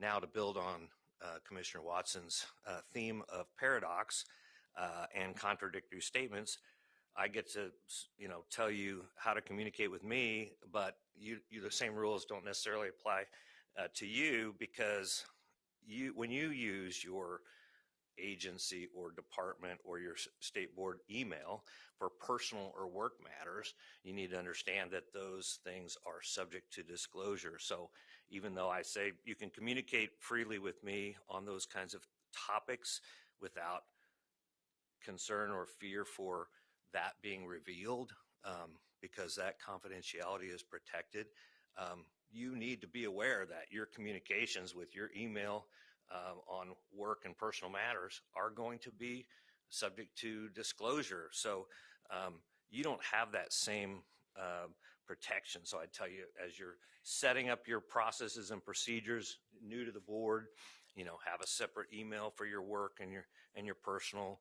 Don't combine those, and don't use your personal work email for state board matters, because if we get into litigation, and one or two of you have already been asked about this very recently related to a lawsuit that was filed, it's going to be a real pain in your backside to have to go through and segregate out your personal, your work, and your state board business. And, it's just very time consuming. So be mindful of that on the front end when you're communicating by email, so that you have all of that set aside and you keep that segregated, because those communications are subject to disclosure, either under the Open Records Act or if a lawsuit is filed. Don't forward emails to others, even if it's from the commissioner. Be sure to try to send separate and not discrete, but separate contained emails, as opposed to forwarding those generically, those blasts out there, because that also then brings others into that communication chain that you may not intend to. I've already covered this, but don't discuss, and this is a very tough one, don't discuss business of the board outside the board meeting. Now, having said, that's a very general, broad statement, but you have to be practical. It's within reason. I mean, you're out there representing the board and talking to people about business of the board. But when it comes to more specific things like a vote or some specific action item that's coming before the board, you have to be careful about how you communicate with three people, and then those three people on the board communicate with three other people, and then all of a sudden you have a minimum number that really that communication should occur at the board table in a debate situation. And the making of public policy can be messy, as was discussed earlier, but you just have to be mindful that conducting business of the board is something that's supposed to be in open and available, and the calling trees or the email trees or communication then that's repeated to others can be very challenging. Lastly, I'll just give you a couple helpful hints. Probably a shout out to the board secretary, because she's so kind. She wouldn't want to say this, but as you sit there, it's really hard to look down the line and count hands. So raise your hand, okay, high, and be proud of your vote, because it becomes very difficult to when you're sitting next to each other, forward and backwards, to see and count the hands. She keeps track of the recording of votes.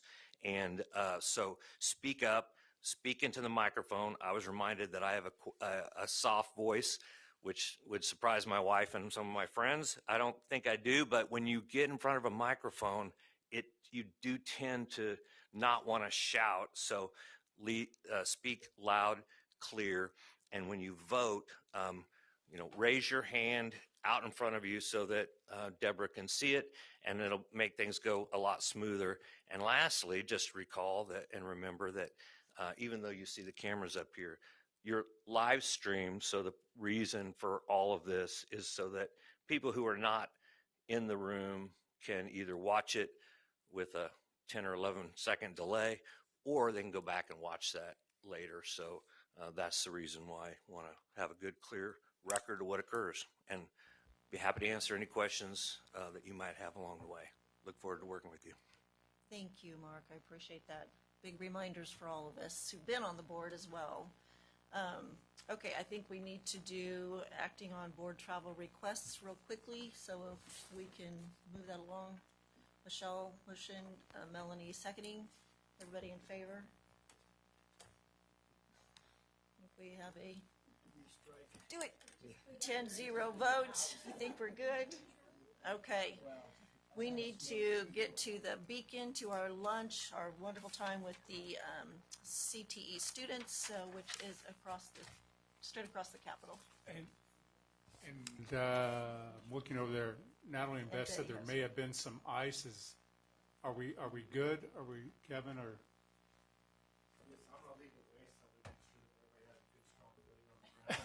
Okay. So I'll probably follow later, and then now it's Betty, I need to get Betty. at the end. And it is cold, so Yeah, make sure you bundle up. Betty, did you have something? Or Jim? Somebody?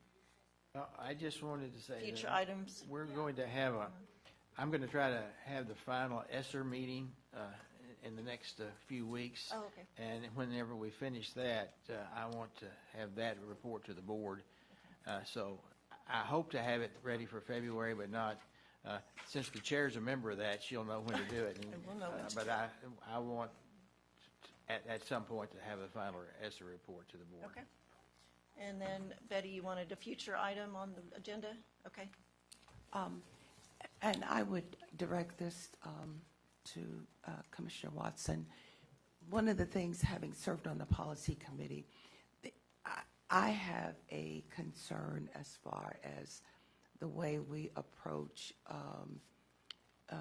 consent, in that many of us feel that we overstep our expert people that do the research, very much like Mark had done in terms of his role. And I'm wondering, questions are good, but sometimes it's like, what are we really voting on? Are we voting on, did they show it to us, or do we have to be sure they've followed every step along the way? I think it would be good, even for the older board members as well as the newer board members, to get an idea Have a full of discussion. exactly what it is that we are doing when we encounter that. The other thing is, in board policy, it says we are to come to the table prepared. And so most of the people, if we have questions of staff even before a board meeting, they are more than willing to take all of the time that we need without delaying the process at the board table. So sometimes just having a reminder of how that's structured, those things that we can do to expedite what we are supposed to do at the board table. Mark, even some of the things that you would be stand in lieu of if we don't have things appropriately, that you would make us aware of that. All of that, I think, would be beneficial and probably help many of us that are concerned that, are we voting for something that we really don't have enough information on, to know exactly what is adequate amount of information. And if that's something that you can give some thought to, and perhaps how we can best present that, I don't think in a retreat, because a lot of the public needs to know how we're going through this process, so that they too can understand that we as board members are taking their interest at heart as well. So if we could look at that, I'd appreciate it. Danny? On the consent agenda, if there are board members that want their questions answered in the public forum rather than behind the scenes, they have a right to do that at any time. I'm making a board request, which isn't to be negated. It is something that I would like to see. I think it's a good idea to get a full discussion at the table. Yeah. Okay. Any other Thank board, you. any other future agenda item requests? Michelle? Yeah, just as far as receiving the information, when we get it, when the public gets it, and then you're printing off, let's say you're printing off 116 pages, and then things get added late, and you're having another 63 pages that come in within 3 days. After you've maybe already discussed this with constituents, more things get added. If anything gets added, or an I on consent, anything gets added, I feel like that needs to go into the next month. Okay, let's keep So that's that. going To on me, with that's that. the same thing. So Yeah. we will definitely bring that to the table as soon as possible. So do we Okay. have anything, Yes. any separate issues? No, I would just had the same thing. Okay, then we Okay, have that on I the. can be like 15 seconds. Okay. I wanted to have opt-in, opt-out discussions. I wanted to have discussions how we might engage local school boards into our State Board of Education meetings a little bit more, addressing behaviors in the classroom, if we could have some people talking to us about that. And then I would like to discuss the possibility of following up with what Danny said about having open forums. Okay. I don't think you said that, but okay. Thank you. We need to get over to lunch, so I'm going to officially call this meeting adjourned until February. Thank you, everybody, and let's go enjoy the kids. And yes, I love the gavel part.